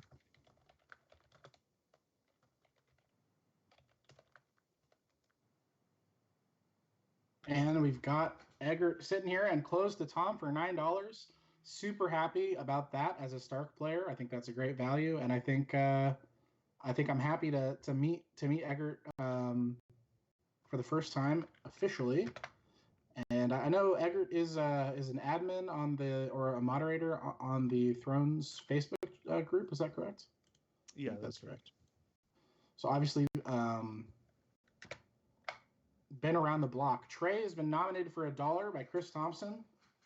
I love me some Trey. Not gonna lie, would be happy to get Trey on my team here. Yeah, Trey's great.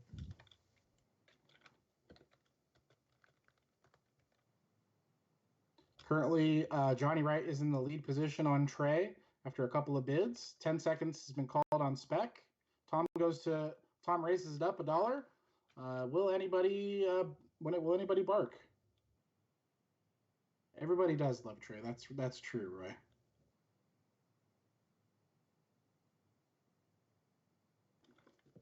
I have not been keeping up with the chat. I do apologize. Johnny comes in there over Tom. Harrison now seems to be going in with a bid. So, Trey, we've boosted your stock. A lot of activity for Trey. Yeah, we've boosted your stock, perhaps, with the most recent Zero Reserve episode. This is my opportunity to shill. If you guys haven't checked out Zero Reserve, Alejandro and I are on a brand new podcast about Game of Thrones card game. It's called Zero Reserve. Check us out on Spotify and soon to be everywhere. Yeah. YouTube, Spotify, and within a week or two, we'll be on all the other feeds too. So, I'm seeing now that Matthias is in LA now, so that's awesome. Oh, that's awesome. Yeah. And we are closed. Harrison. So another a Night's Watch player on the board. Mira is up next for nominations.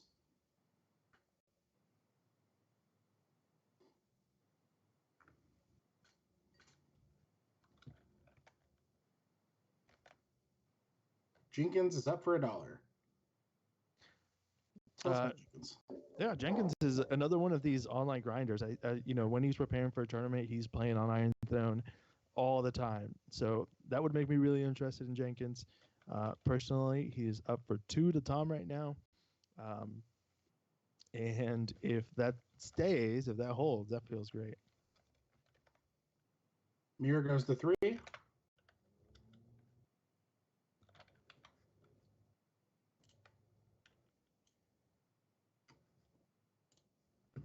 So we were talking a little bit about the Queen of Thorns. Do you think the Queen of Thorns improves Tyrell drastically? Probably not drastically. I mean, it improves it. I think that is probably a lower improvement than all the other factions got, and they also got hit harder than the other factions with the restricted list. A bunch of stuff came off, but some of the important pieces went on. Pre-war restricted list, pre-world's restricted list also hit them pretty hard. That's very true. And we're closed.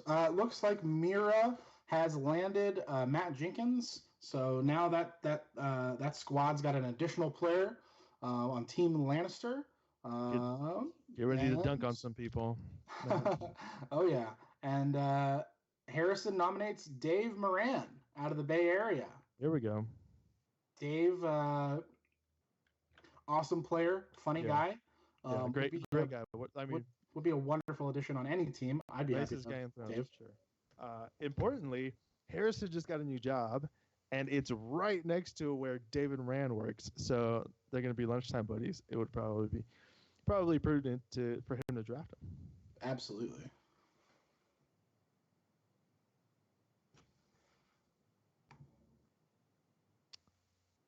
Up to 7 to Mira, another Bay Area regent, so not a surprise at all. 10 seconds has been called by Spec.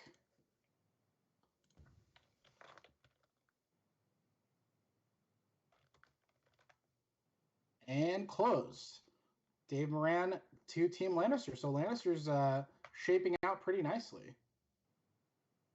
We've got Michelle Smith, Benji Jones, Matthew Jenkins, and now Dave Moran on Team Lannister. I believe we've got a couple more noms before break. Looks like Tom is nominating. One more.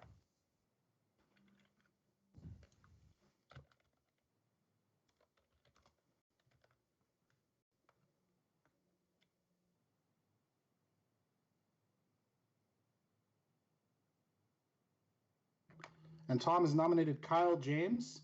Kyle James is another Pacific Northwest player, really good close friend of mine. I love to see Tom nominate Kyle here. I would love to see Tom get Kyle here. He's a fantastic card player, and doesn't play a lot of Thrones on the regular, but is the type of player, honestly, that can pick up any kind of card game, just like Anil. If he gets on a good deck and puts in the time, he could easily win this tournament, and he I believe he was King of Swiss 2 years ago at ThronesWAR. Yeah, I mean, you're right. Incredible card player, right? In all the different games that he plays. So when he gets reps, he tears it up. So right, great win percentage on Jousting Pavilion. And was another one of those late edition pushes that I may or may not have had a hand in. I really wanted to get to get to 64. It seemed like that would be the perfect number for this tournament to get to. So I put in a word with a couple people, and Kyle's all the way up to 17 for Ebri. Still feels low. I mean, but it's not a surprise to me at all that Ebri and Tom are the ones that understand the value in Kyle. Right. And that's the other thing too is Stephen Ebry and Kyle, they go back quite a ways to their Netrunner days. So good friends there. Not surprised to see Ebry pushing hard for Kyle. And it clearly shows that the people who know Kyle are the ones bidding on him here. We've got Right. you know, Jess, Sure. who's on a team with Kyle, Ebry, who's friends with Kyle, and Tom, who has me telling him he should bid on Kyle. I was gonna say, I'm sure that you're pushing this one too. Yeah, Ebry up to 19. Yeah. I think that's a great value. I think that there could be a great return there on that. And we're closed. So Kyle James to Stephen Ebry. I'm sure Kyle will be excited about that, and obviously Ebry is excited to get Kyle on his team. So another addition to Team Tyrell. Okay. This is a break in the action of the auction. Do you want to kind of do a recap here? Yeah, let's break things down. Okay. Obviously, we've talked a lot at this point about Scantrell's team. It just looks solid. He's got three more players to fill out. Four more players. No, just two. Cantrell has two more players. Two more players. Two more. Yep, $10 and two more players. I have to say I'm the most impressed with this team so far. Yeah. Just a lot of good values here, and obviously, kind of going to be a uphill battle with the faction potentially, but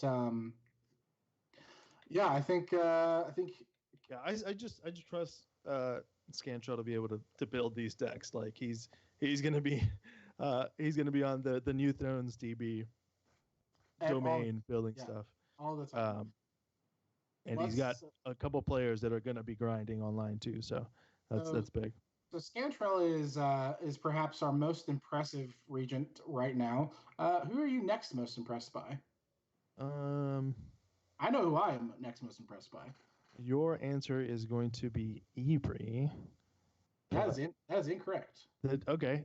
Mine was going to be Harrison, so that's where I'm at. Maybe we're yeah. Yeah, I think that Night's Watch, obviously storied history, four great players to add to the team. I think with $11 left and 3 players left to buy is not a terrible position to be in, certainly. It's true. I keep getting tricked by the amount of slots that are left, but you're right. He's only got 3 more to fill.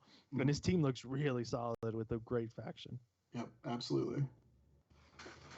I think Ebry's actually in a really good place too, though, with the exception that Tyrell might be the worst faction. So it's kind of hindering that he paid $3 for it, and right. We'll see how that goes. Who's in the worst position of you? I know who I've got on my mind. I am concerned about Martin Martel. That's where I'm going too.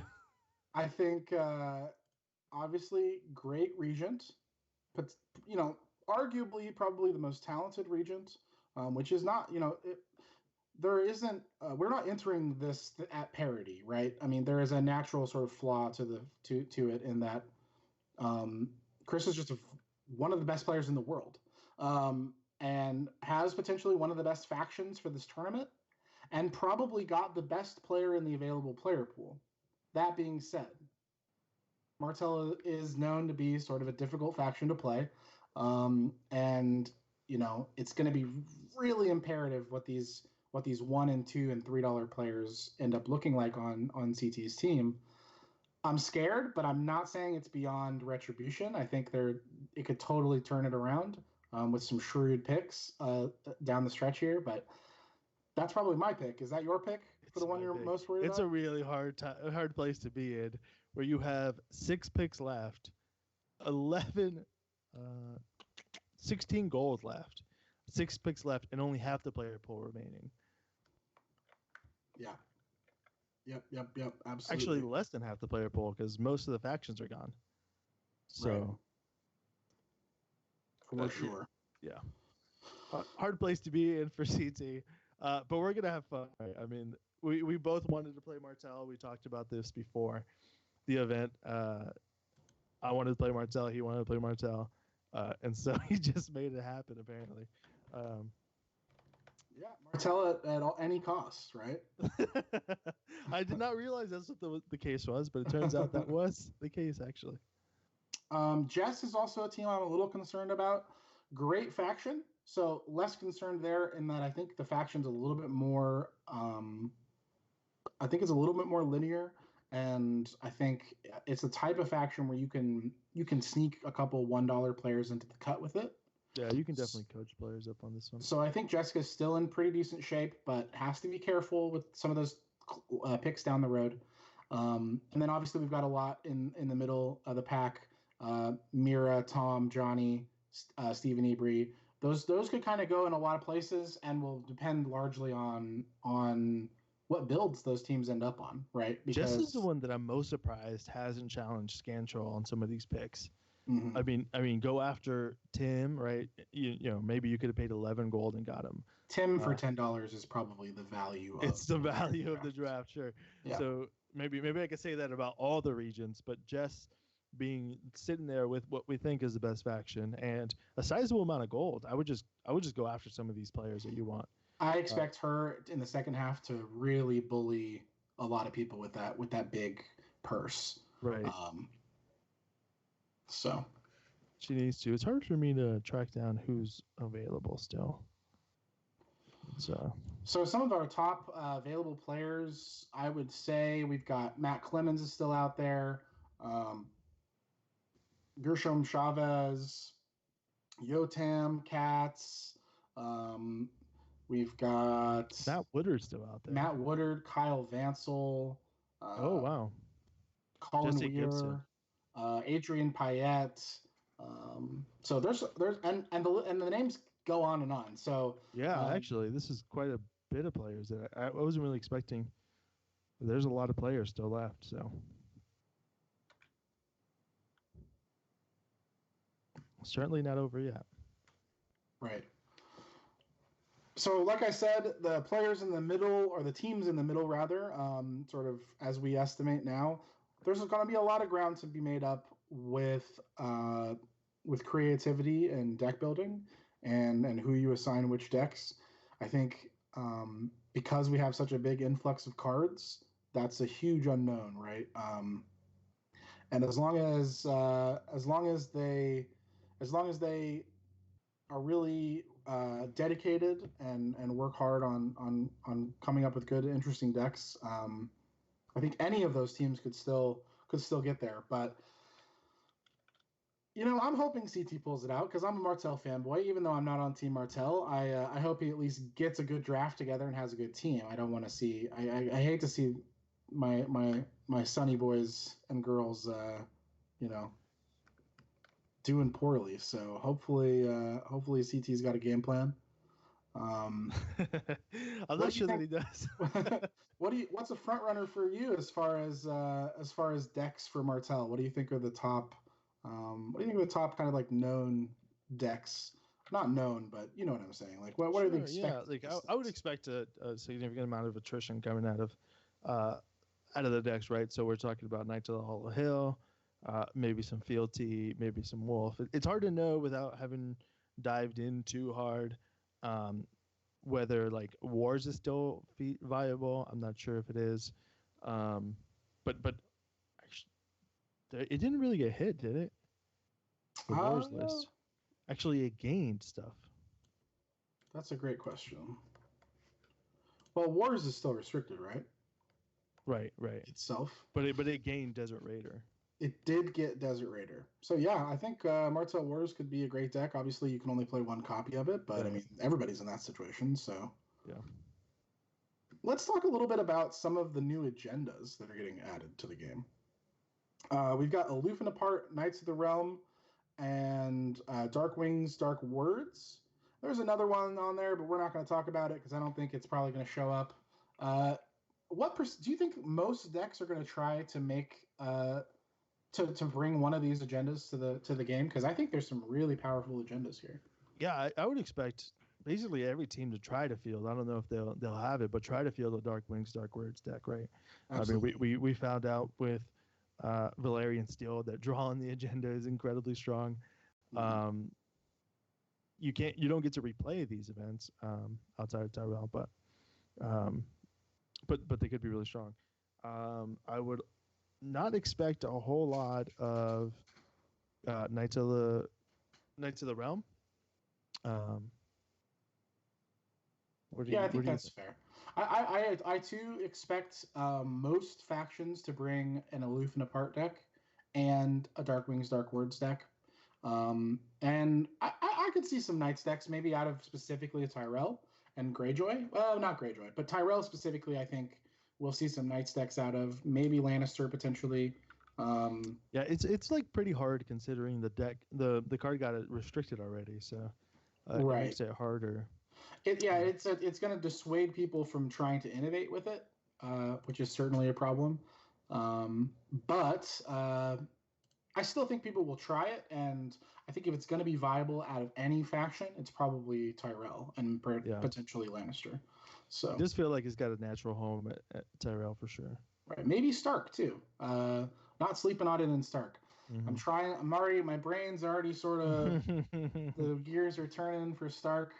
Um, I got to get all those Stark combo builds out of my files.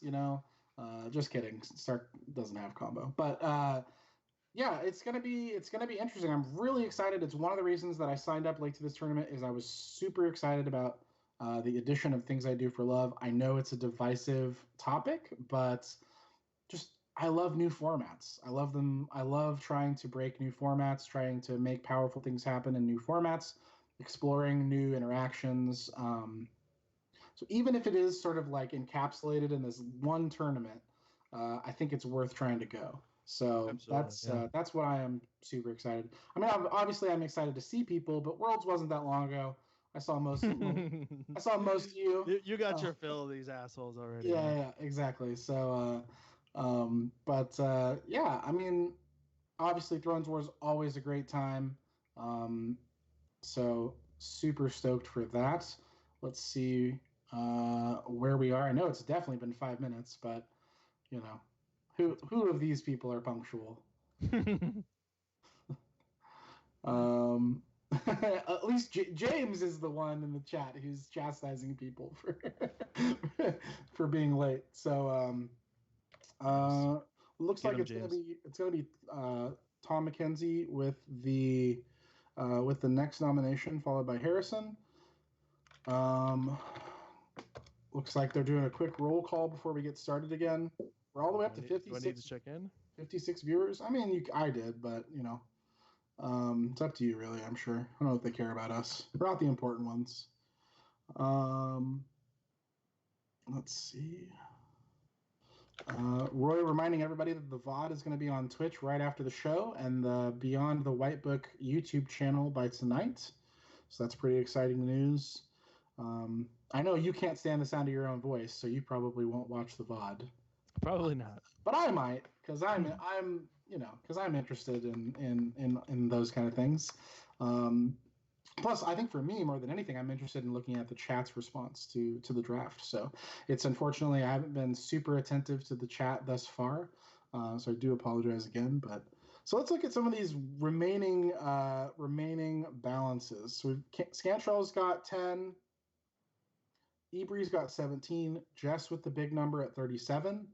Johnny 24. Tom 26. Harrison at 11. Mira at 7. CT at 16. So I mean, nobody's flat broke. Obviously, Mira at 7 with 3 spots to go is going to have to be particular with her choices. But I think there's going to be some pretty interesting fights here down the stretch as things get a little slimmer. Yeah, the max bids are getting really dicey. Mira at 5 gold. Yeah, that's a good point. Harrison at 9 and CT at 11. Scantrell at 9 too. The other regions could bid out, or they could just bully these guys, right? Like they could get insane value here at the end if they let each other. Right. Absolutely. And it looks like everybody is back.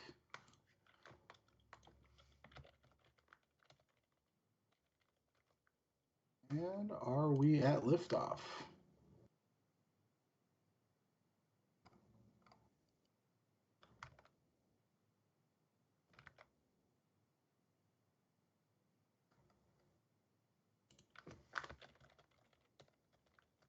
All right, folks, we're just about ready to get started again. We are ready.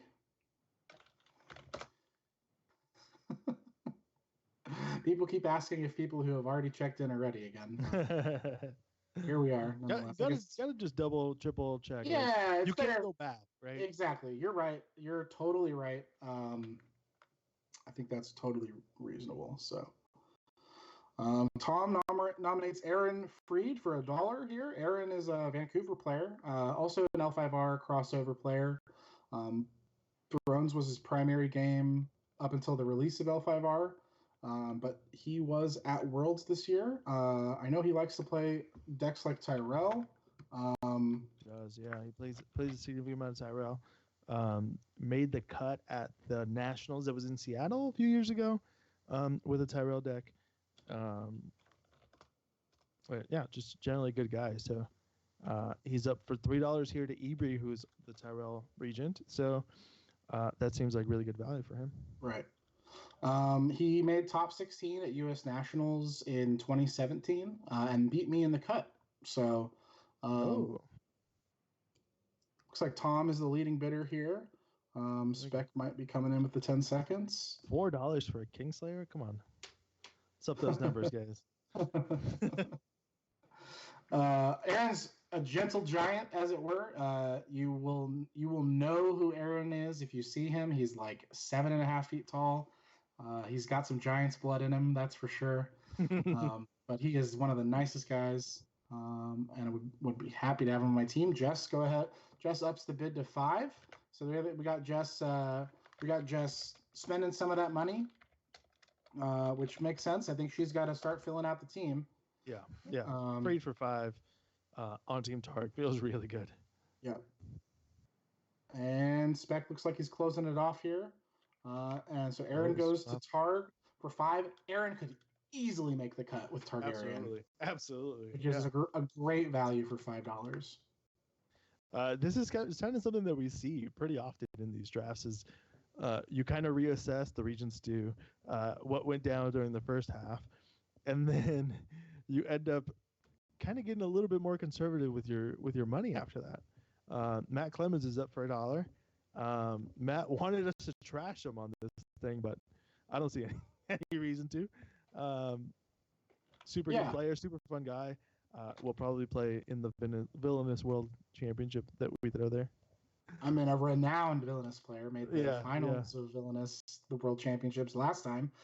More importantly, perhaps a member of the Long Lances, the infamous, and he loves to play Martell and Targ. So I could see, perhaps CT getting in there on some Clemens. He's a Chicago native, I believe. Fellow Cubs fan, so gotta love him for that. I think on a good deck, Clemens is a pretty sure bet for the cut. So that's a tricky thing about Clemens is he did put a 1 next to his name and like willingness to pick a deck, and like he likes his jank, so he definitely will fight back if you give him just like a standard good deck and he wants to kind of do something more zone style. Right. Which would be the only knock I'd have against him. Even though he does well with those decks that are his style. Specs put the 10 seconds up. Johnny Wright's got him at 13 right now, so that would be the 4th player on Johnny's team. Johnny would have $11 left for the final 3. I don't think that's a terrible place to be. Clemens is the type of player you want to be getting right at this point. I'd be really happy with Clemens at 13. And we're close. Johnny Wright. Yeah. Johnny's team's filling out nicely. Nick Hansen, Neil Kimball, a great start. Member of the Wrecking Crew, as you said, and Jeff Kane, and now Matt Clemens. That's a really strong team. Yeah. And we're kind of anticipating that Johnny's broken something out of Barra, so they could outshine all the. He's just gonna scoop every game. All the things that we've been saying about Greyjoy. Right. What for one, a member of the Red Cloaks. So I expect Mir to go pretty. She doesn't have a lot of money left. Oh, here. right. That's true. How much does she have? She could max bid 5, so she's already out of this. Well, Woodard, final table, Gen Con in 2019? No, 2018. Really solid player. He was on my team last year. It was a pleasure to have him. So $9 feels really low. I think that they should get up higher, but most of these regions don't really have money. Like this is kind of where the value gets had because so many regions have no money.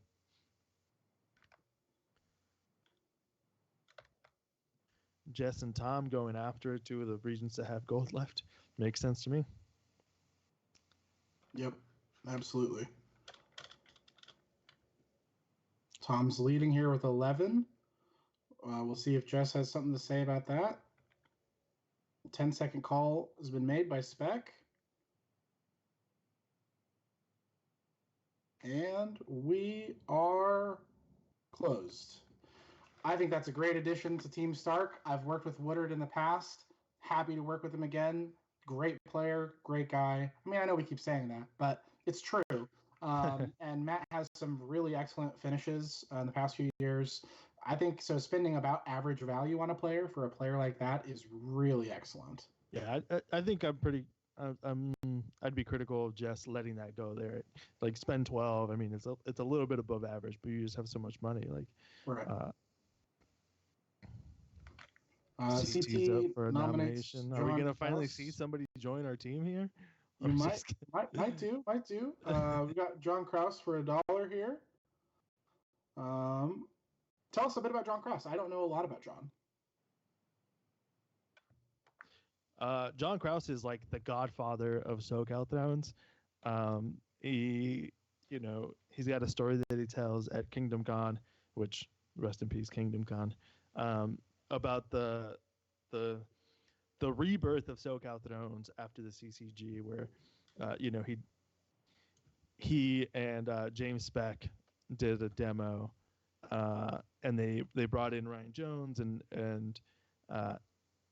Alex Esposito, and that kind of started building up what you know today is a SoCal Thrones scene. He runs all their events. He, a really great dude. I played a lot of board games with him, and had him teach me a lot of board games that he wasn't playing with me. So $7 feels really low for Krause.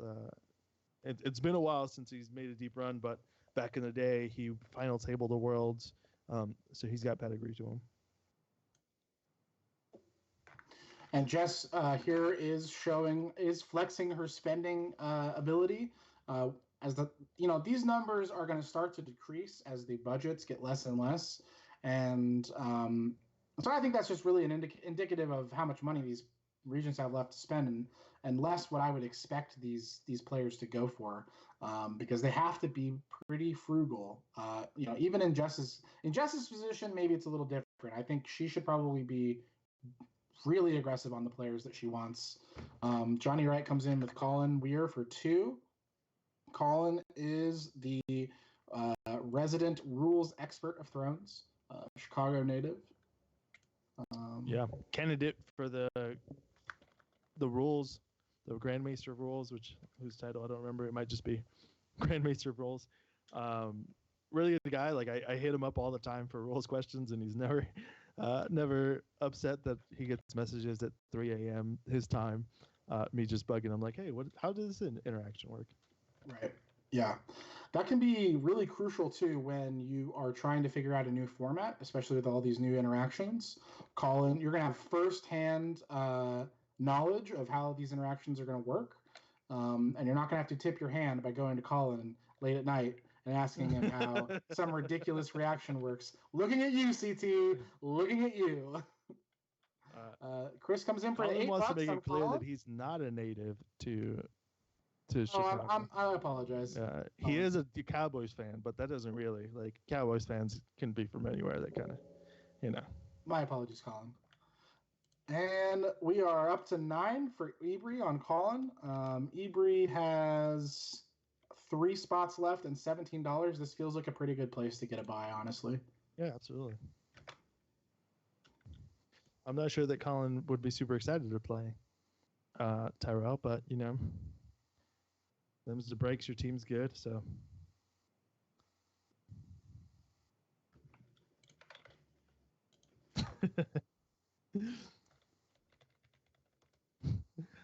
I'm from the barbecue state.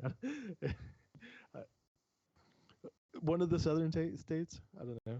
Yeah, Texas, Memphis, or Tennessee, North Carolina? Where? Where? Tell us. And we are closed. So it looks like Colin's going to be joining Stephen Ebrey on Team Tyrell.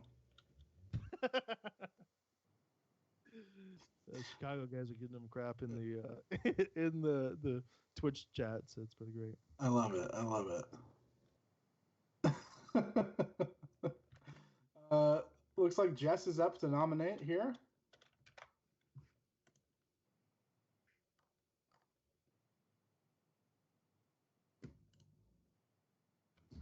Like Texas.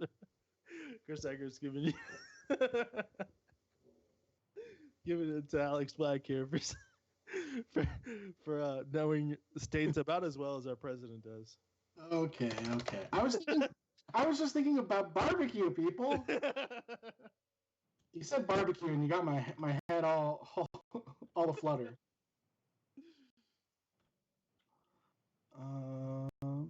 You got Kyle Vansel up. Kyle Vansel nominated by Jess here. Yeah. Jess is in the lead. Incredible players have been playing Thrones forever. I mean, he's like, before I was out of high school, he was playing. Before he was out of high school, he was playing Thrones. He's up to $8. I think Jess should be really aggressive here. I think this is one of the premier players that's left on the board. So,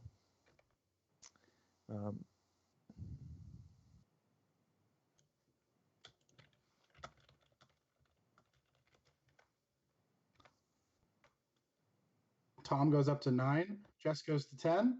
I think Jess has her player. I mean, she like we talked about, she needs to start spending that money. Yeah. I think I'd be really critical of Jess if she didn't pick up Kyle here.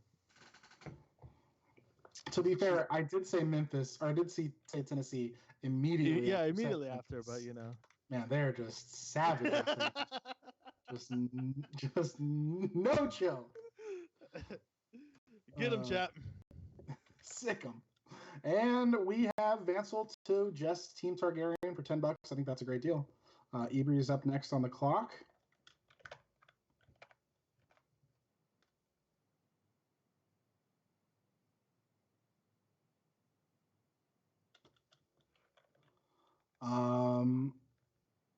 I agree. Tennessee does rock. I have been to Knoxville and Nashville and enjoyed my time in both places.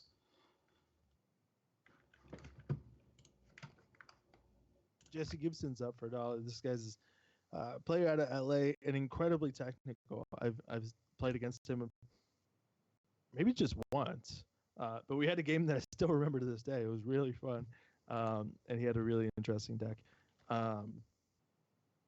A really good player. I'm sure that Ebrey is going to fight for him hard.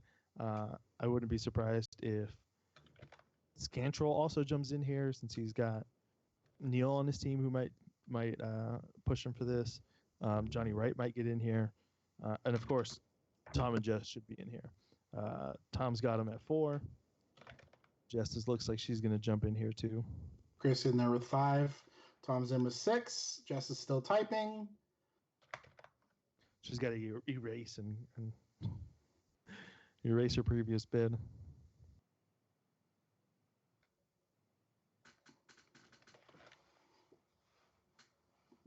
Now, do you know if Jesse has a preferred faction? He does play a lot of Night's Watch. I think that's been his preferred faction in the past. When I played against him, he was playing a Tyrell deck. It was like years ago, right after Tinder March was released. So right. Tom is currently leading bidder here, and it looks like Specs closed it out. So Jesse Gibson joining Team Stark. Happy to have you. Welcome aboard. Those are really good buys from Tom. I mean, this is just heads up. value getting from Tom. Absolutely. We're running it back with a double Scantrell nomination here. Hope everybody's having fun at home on this Sunday morning after the the daylight savings time adjustment. I know it's been tough for all of us, so especially if you're out here on the West Coast. Why do we still do daylight savings time? Can you tell me, Alejandro? Because we are afraid of change. Truth. Yotam for $4, all the way up to 4. This is a Bay Area player here. Won Battle of Bravos. Is a hardcore Targ loyalist. So Jeff should be in here.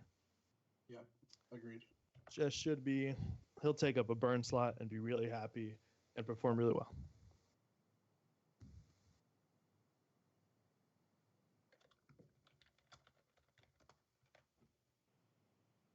Oh, Chris is in there for 10.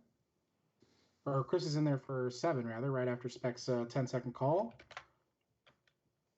I'm not sure I've ever seen him play Martel. This feels low. Jess, what are you doing? Get in here. I don't know.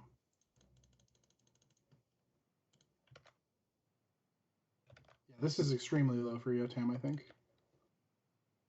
I don't know where Jess is at. Maybe she's got somebody she's eyeing. Oh, she's in with 8. Okay. Yeah, I mean, she's got 3 players left, $15. 8 for a Targ loyalist seems like a great buy here. Absolutely. Somebody that'd be really excited with the faction and would play a lot of games with it. 10-second call has been made, and we are closed. I don't know about you, but these 10 seconds go by real quick. I'm sure. Seems more like 3. I'm sure Spec is calling out loud in their voice chat, and is just typing it out for our purposes. Absolutely. I'm starting to worry about Martel a little bit more. Yeah. Perhaps the plan is just to wait until everyone is broke and just get and there's no players left. We get our choice of the. You got to spend the $16. John Dietrich for $1. Yeah. Kubla Cup runner-up 2 years ago. Kubla Cup champ 5 years ago or so. I don't remember exactly. And is always does really well. Like when he puts when he puts effort into the game, he ends up getting results. Like he does really well in the Cali tournaments, the Cali online tournaments that he participates in. So yeah, John Dietrich, CT, get in there for 6, please. CT,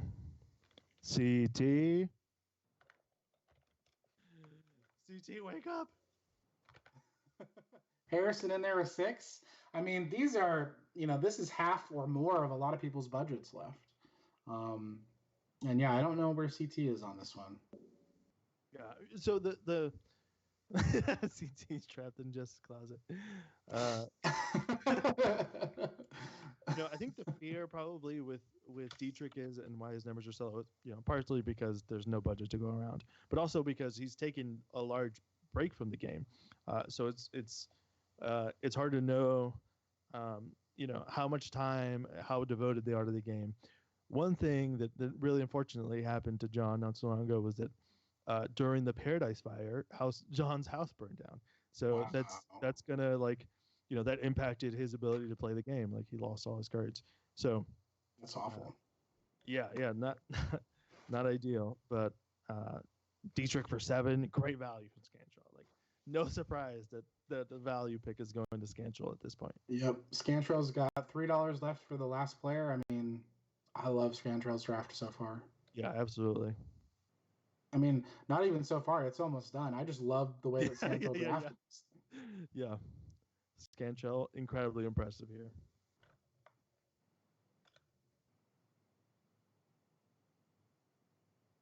I'm a little worried about Stark, but I have to say I like the look of the Stark. I have to like the look of the Stark team. Woodard and AJ both have played Stark in the past to some success. Obviously Chris and Jesse both accomplished players. I know Tom's a great player, but we'll make some interesting builds. That's for sure. And one of the Kim brothers is up. Edward Kim is on the board. Mira in the lead currently. For 4, yeah. Edward has played actually quite a bit of Lannister, so this makes sense that Mira would want to be in there. He's also a Red Cloak, along with Mira, so there's value to be had there. It's a lot of fun to build with your friends. Edward made the final table at Kingdom Con this past year, so Awesome. Great value there to Mira on Team Lannister, picking up Edward Kim. Yeah. At this point, now that she has Edward Kim, the other regions should price and force Andrew Kim. You can't let the Kempire go to one team. Come on, guys. In agreement there. So Jess is up to nominate here, and then Johnny Wright's going to follow.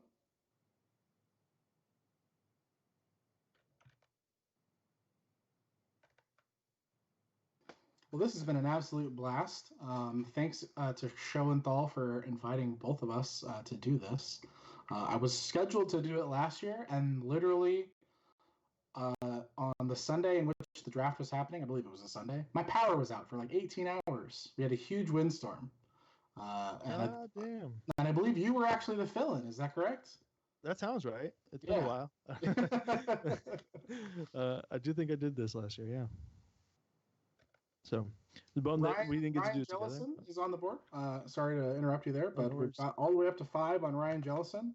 I don't know much about Ryan. Do you know much about Ryan? I thought Ryan was a Pacific Northwest guy. Maybe I'm wrong. I don't believe so. Okay, Ryan has played. Ryan played Night's Watch and did really well. Made the cut when Night's Watch won 2 years ago with Neil Lizard King. Also played Greyjoy, Sea of Blood into the cut at Kubla last year. Has a number of Kubla showings and ThronesWAR showings, so clearly I think some from SoCal probably. And all the way up to 7 for Chris here on Ryan Jellison. Chris has got to spend that money at some point. Now might be the time.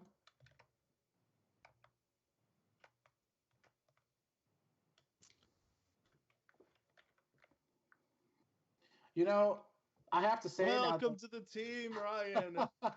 Oh, we have a teammate. Wow. You guys are just going to get 1, 2, and 3 in the tournament and win the whole thing. It's going to be no big deal. No big deal at all. Johnny Wright's up for nomination. I have to say now that Jess's team has started to fill out, I feel like she's in a pretty good place as well. Yeah, she's always going to be like. I wish she would have been more aggressive earlier, but she is in a really good place. She got Yotam, she got Kyle. Those are really good players to fill out your target team with. She was always in a good position after getting what we thought was the best faction at a really good value. She just didn't. She wasn't as aggressive in those mid rounds where Scantrell was able to just get so much value. If she had even been price enforcing him, she would be better because her team's good. But Scantrell's just got so much value. Right. Matt Thornton going to Johnny Wright here. Wow, for 2, that seems great. Wow. I don't know who the less awesome Thompson is, but they're up next for nomination according to James Speck. Everybody knows Jess Thompson's the best Thompson. Okay, fair enough. I just didn't know who James thought was the best Thompson. Probably Jess. Oh, no, apparently I was wrong. Oh, no, the less awesome Thompson, yeah. So CT's up, and then Mira for bidding. I got that all twisted. So let's see here. So everyone started to put a team together. I mean, Martel's obviously got some work to do, but the other 7 houses all only have 2 or 3 players left, or even don't 1. Type, but don't, Tom, no. Okay, Mario's up. This is the Italian player. So it's really cool. I'm not sure that I've ever met. Well, I know I haven't met Mario before. So excited to get to meet him in SoCal. He has played. It looks like a pretty good amount of Targ and Greyjoy, and that's mostly it.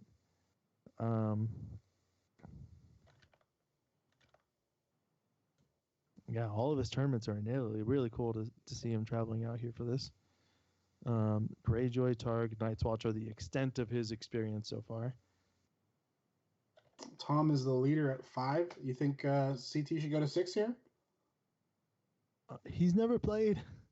He's never played Martell. It's hard to know. That's a tough one, yeah. And it looks like Tom's going to go ahead and get him at 5. I think that's a pretty good value. If a player's coming all the way from Italy, you said? Yeah. They ought to be prepared. And the expectation, I think, is such that they will be. So super happy to add Mario to Team Stark. Welcome. And looks like Tom is down to $2 all over once. Tom and Scantrell with the 2 cheapest factions have 1 player left. Tom obviously has to spend $1 there on Stark, but then is going to end up with a $1 player at the end. I like the look of Team Stark, not going to lie. Feeling pretty good about the look of Team Stark. So next up, we've got Andrew Kim, nominated by Mira. Talked about keeping the Kims separate. Mira obviously trying to solidify the Kempire here. Yeah, this seems really good for Mira if she lands him at 2, which there's no activity so far. So maybe she will. He just final tabled last Saturday, right? Like not too long ago, the premier Northeast Championship was final tabled by Andrew Kim, and he goes for 2.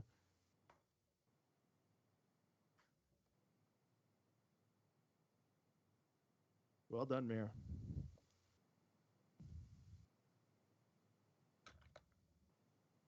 Harrison is up next. Harrison's been pretty quiet in the second half of the draft. At this point, I think you kind of just got to go out there and get your player. Stefan Topsvet is nominated for $1 by Harrison, a fellow Bay Area player, correct? Yeah. Stefan's a great dude. He runs Thrones DB. We play all the time. We hang out after the events. What did I do here? I think I just accidentally closed my Discord. Uh-oh. And Stefan's all the way up to 4 from Steve and Ibri. So looks like it's a bit of a war here between Harrison and Ibri. I did close out my Discord. Yeah, Stefan, great dude. Love hanging out with him. Made the cut at ThronesWAR 2 years ago. I think he was pretty close to making the cut last year. He was on Team Targ. Right. And they just tore it up, so I assumed that he made the cut, but maybe he didn't. He got close if he didn't. Yeah, as a Targ loyalist, a little surprised to see Jessica not in here on Stefan. The 10-second mark has been called. Harrison looks like they might get Stefan for 5 here. He's actually a Bear loyalist. So a Bear loyalist. Surprised. Okay, yeah. But he's played Target the last few Thrones Wars. Yeah. Which he doesn't get an option there. Otherwise, he wants to play. That's true. We're taking a quick administrative pause. That could mean a number of things. And let's see here. We do apologize for the delay. We can take another little pause to talk about teams. Well, Team Martell, you got another player. Yeah, excited to have Ryan join us here. Yeah, he's kicked ass in the tournaments that he's been to recently. So, if you're in CT's spot, who are the players that you're eyeballing here in the last third of the draft? Like, who do you really think CT needs to go after to turn this thing around? I think I would go after Keith, who's a Martell loyalist. He hasn't played a lot, but he's played a lot of Martell when he has played. Let's see who else is available. I don't have the list up yet. Oh, my apologies. Do you have an idea? I mean, I think we've got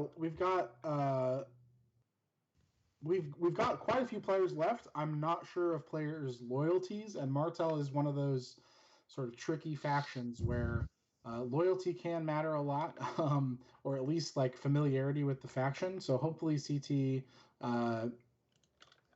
is keeping that in mind. And Tom looks like is on a look. Okay, so looks like we've got a slight issue with the spreadsheet.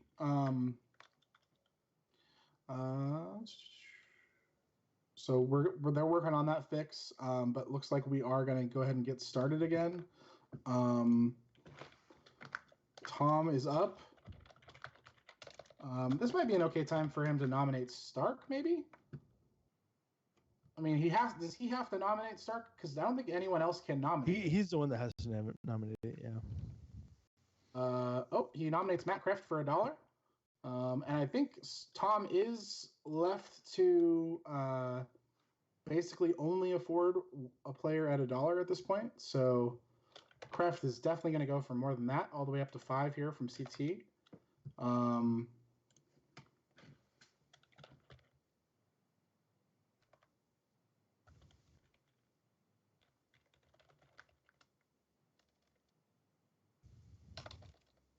Matt Kreft for 5 is just indicative of where we are with the budget, because that's Absolutely. a really good value. Of course. And excited to have him. It seems like he's going to be joining us on Team Martell. This is the make or break part of the draft, really. I mean, you gotta spend what little money you have left on the stuff that you want. And CT's got a lot of spots to fill, so getting Kreft for 5 here doesn't seem horrible. Seems pretty good, actually. CT's going to be left with $1 for each of the remaining 4 players, so going to have to sneak in and find some. I know when I was the Team Martell captain, I think we had at least one $1 player make the cut, so that's always a great feeling.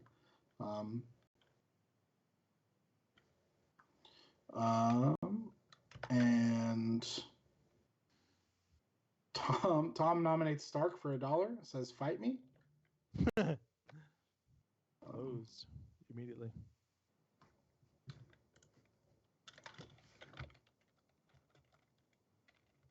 Harrison gets a nomination now.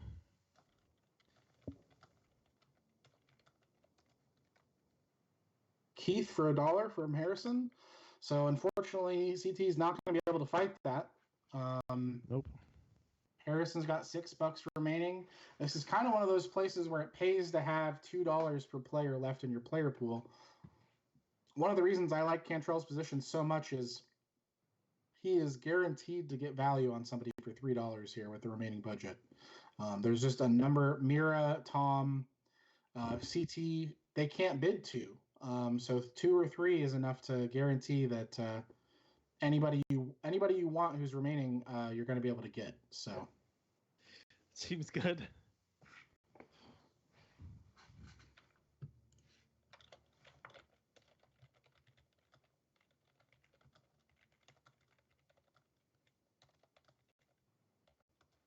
Adrian Payet's up for Mira for 1.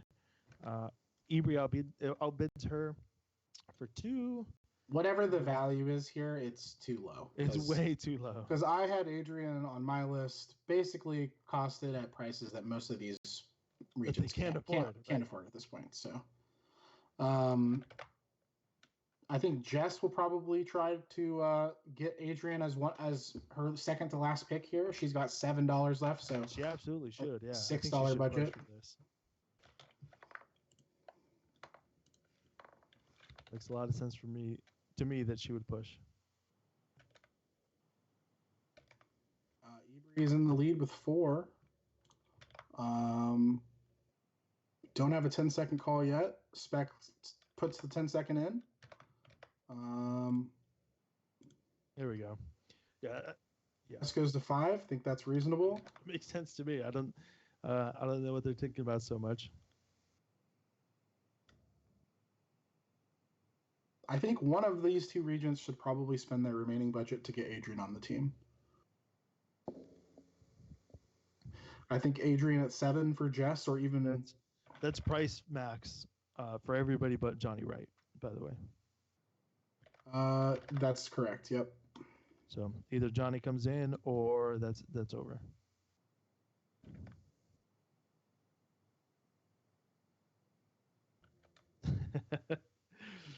Oh, CT.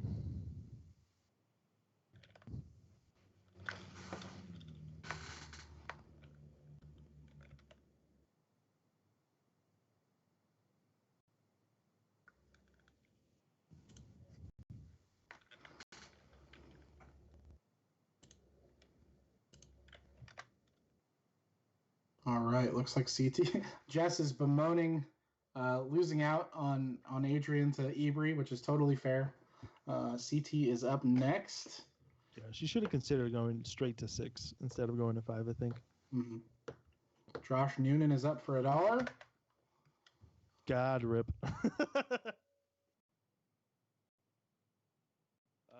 That's out of our range. So Yep. As soon as you go, Joshua Noonan made the cut last year, won the first game, so he got to play 2 additional rounds. Although the first round of day 2, he did not make it to. There was a lot of drinking involved the night before. He did not make it to the event. as is classic of Thrones War. Yeah. So Joshua Noonan for 2. God, what a steal! That's an insane steal. Yeah, and you know he did it with Targ last year. Jess is sleeping over there. No, I'm just putting everybody on Jess's team because. I mean, she's got a lot of money left. Yeah. Her and Johnny. I mean, Johnny's clearly got. I'm sure Johnny's clearly got eyes on a couple people left. Right. There's another member of his wrecking crew still out there, Aaron Freeberg. And that was that was the name just nominated. So. Oh. Freeberg's up for 2.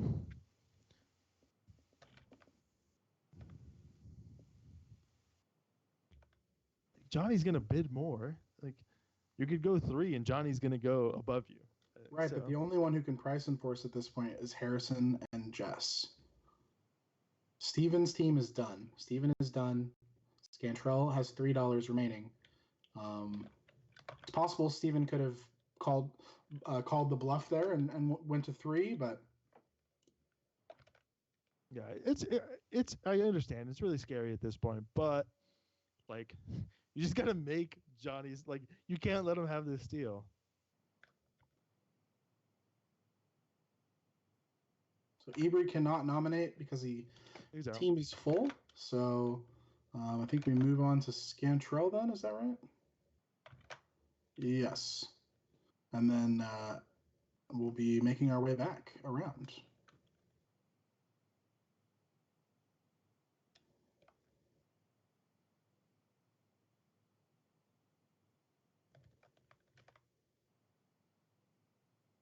I don't know if you're talking to me, Ibri, but I wasn't referring to your bid on Josh Noonan as a bluff. I meant more that Scantrell could bid 3 on Freeberg, knowing that Johnny would likely go to 4. Not sure if you're talking to me on that one. Dan Yeager for $1 go to Jess here. Yeah, none of us. Yeah. Okay. Ibri got there. Dan Yeager for 1 would be insane value for Jess. I mean, Dan doesn't play that much, but he likes to play Targ, and he does really well with Targ when he gets to play him. Mm-hmm. Dan for 1 is insanity. Okay, here we go. Okay. Yeah, things are getting less crazy. I mean, Harrison has $5 for his last pick, so if this is a player that he wants to fight over, he should be able to. One of them should be spending what they've got left on Dan. I mean, Dan has a King of Swiss as recently as last year, I believe, right? That sounds right. Yeah, I think he King Swiss last year. So this is obviously insane value for Dan, whoever ends up with them. Looks like Jess is currently tops Blueby. Spec coming there with the 10-second. And we are... Wow. Well done to Jess. Closed, I believe. Yeah. That's a great value for Jess. Her team's looking great. Yeah, well done. She's essentially got her pick of what's left too. Yeah, with $4 remaining, really only Johnny can fight. Harrison can too. That's true. Yeah. Scantrell nominates Gershon identifying a Greyjoy loyalist who's had a lot of success with the faction. So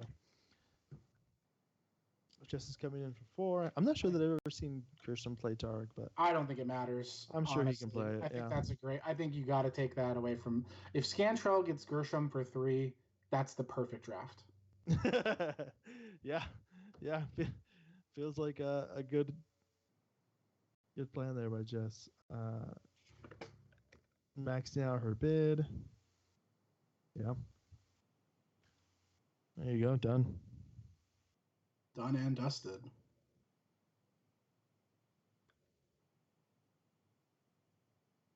Scantrell did not win that nomination, so he can't be full.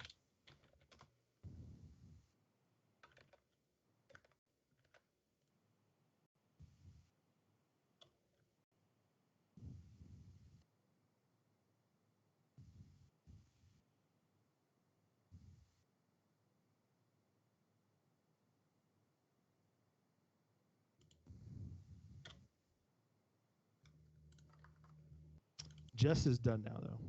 Jess is done. Yeah.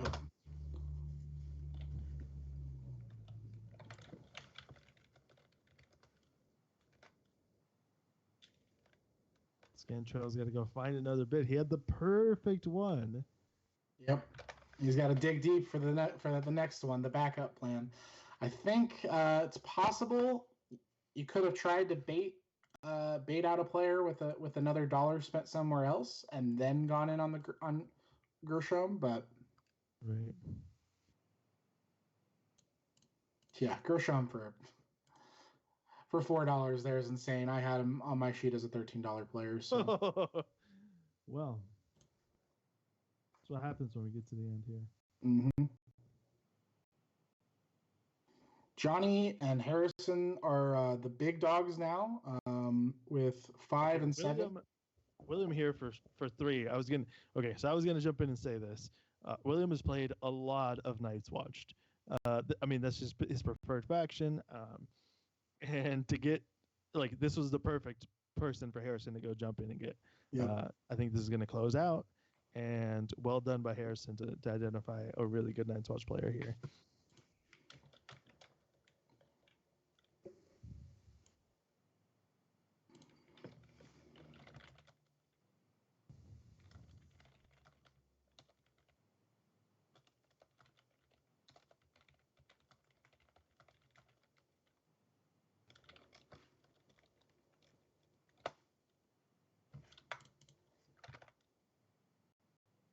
All right. Johnny is thinking. We were working on some technical stuff. The teams are starting to take their final form. We have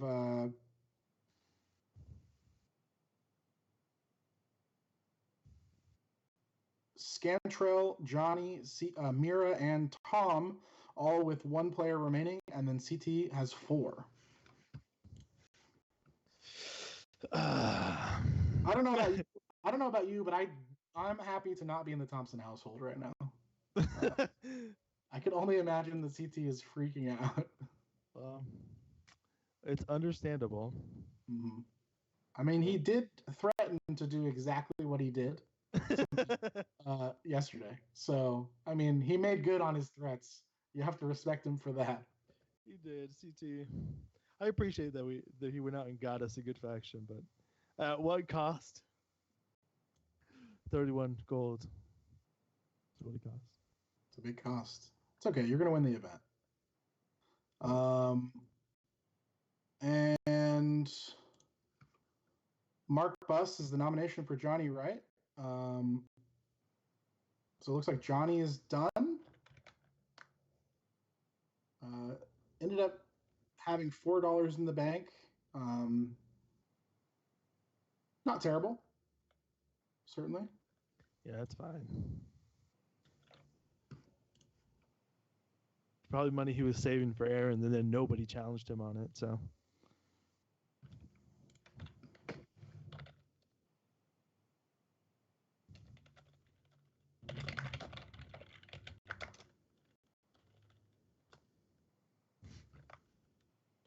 CT nominates Mario. Scantrell going to come in here?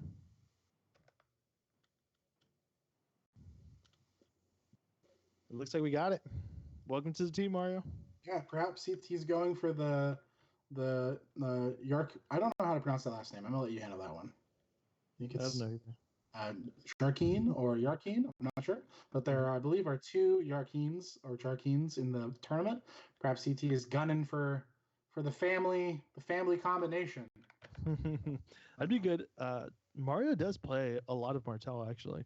He plays not so much the attrition style. He plays like Torrent's game decks, crossing and stuff. But he does play him, so not a bad place to be if Right. you have to be in CT's position and you end up with a Martell loyalist. Absolutely. Benito is the nomination for Mira here. Harrison team is all done.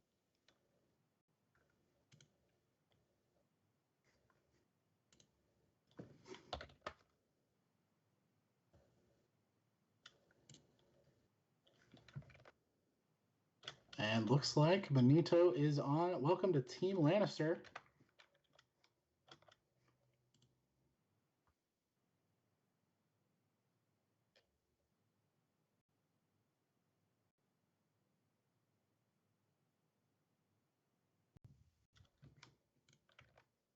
And we are pausing probably for some more spreadsheet work. We're pretty close. We're super close to being done here. I mean, What's the order? I don't have the order. We've got 5 players remaining, it looks like. We do, and we know that 3 will automatically go to CT. So essentially, Scantrol can take his pick, and then who picks next? Well, I believe Tom is nominating next. So Tom, okay, this isn't necessarily done, but Tom gets his pick. If Scantrol doesn't want him, then Tom gets him, and then Scantrol gets his pick. Scantrol goes in for 3 on Joel. Yes. Okay. So now this is actually a really good spot for CT, I think. No, maybe not. Does Tom get 2 picks now? Tom gets a second pick here. Okay, then Tom gets his pick, and then CT gets everybody else. Who else is left? Yeah, I'm not exactly sure. Looks like the fix. There are 2 fixes. Is that right? Ryan there Fix are 2 and fixes. David Fix? The 2 fixes are left? Yes. I'm pretty happy for that. That seems great, actually. Tom nominates Ryan. All right. Well, he took one from us. So we get Eric, Tyson, and David Fix. Okay. Yeah, that's it. That sounds fine with me. A lot of coachable names there. And Ryan to Team Stark. Go, Direwolves, assemble!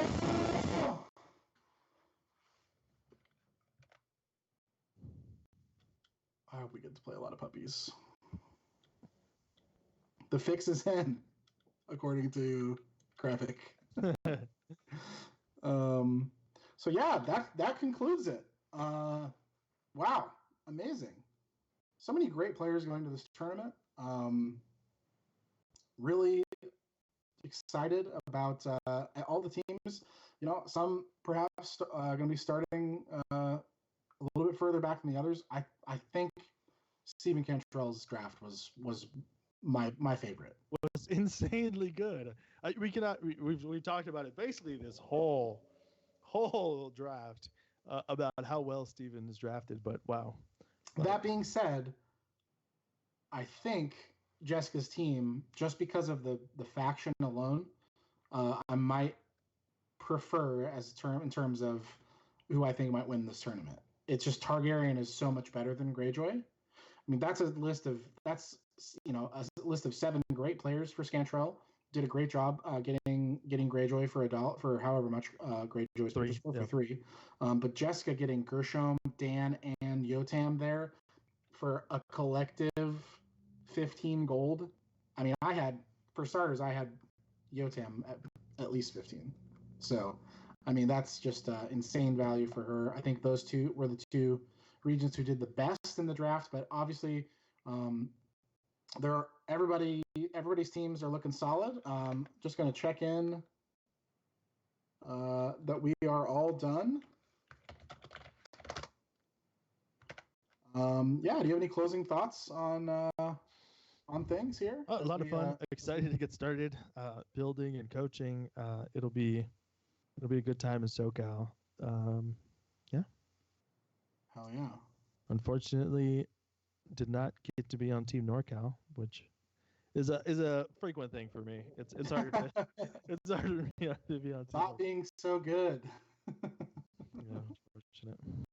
So thanks everybody for tuning in. I don't know how quickly we'll be cutting this off, but just wanted to say thank you again to everybody tuning in. I think we maxed out around like 60 viewers, which is awesome. Don't forget to watch the VOD if you didn't catch all of the draft and its excitement. Lannister for 43 gold. Wild, just wild stuff. Wheels within wheels. It's got to be broken, right? It's got to be absolutely broken. Yeah. So, Sweet. all right. So I'm hearing from my producer that we've got a couple minutes left on the stream. So, I mean, Stark. My first thoughts, obviously, crossing, fealty, Hollow Hill, right? Yeah, Hollow Hill's got to be up there. But I'm gonna be getting spicy. I'm gonna start out looking pretty spicy. I Dark think, Wings, Dark Words. Yeah, Stark DW is definitely on my short list. Stark Rose, Stark Reigns. I don't know. I think we could even see the return of Stark Watch because new Catelyn is busted. She's so good in that deck. Yeah, absolutely. Back to the Nationals, Seattle Nationals with some marriage packs and now some jumping cats. That seems good. Right, absolutely. You do both Dolores Ed and Cat? Exactly. Yeah, because the Catelyn I don't believe has a faction, Neil. Woo. So, yeah. All right, so I think that's going to be it from us. Alejandro, thank you so much for joining me. Thank you to all the technical crew, Roy, James, Spec, Chris Schoenthal, everybody behind the scenes, Buzz, obviously, for getting this wonderful spreadsheet up. And we will see everybody next time. Yeah, it was sweet. Hopefully you guys enjoyed it. See ya.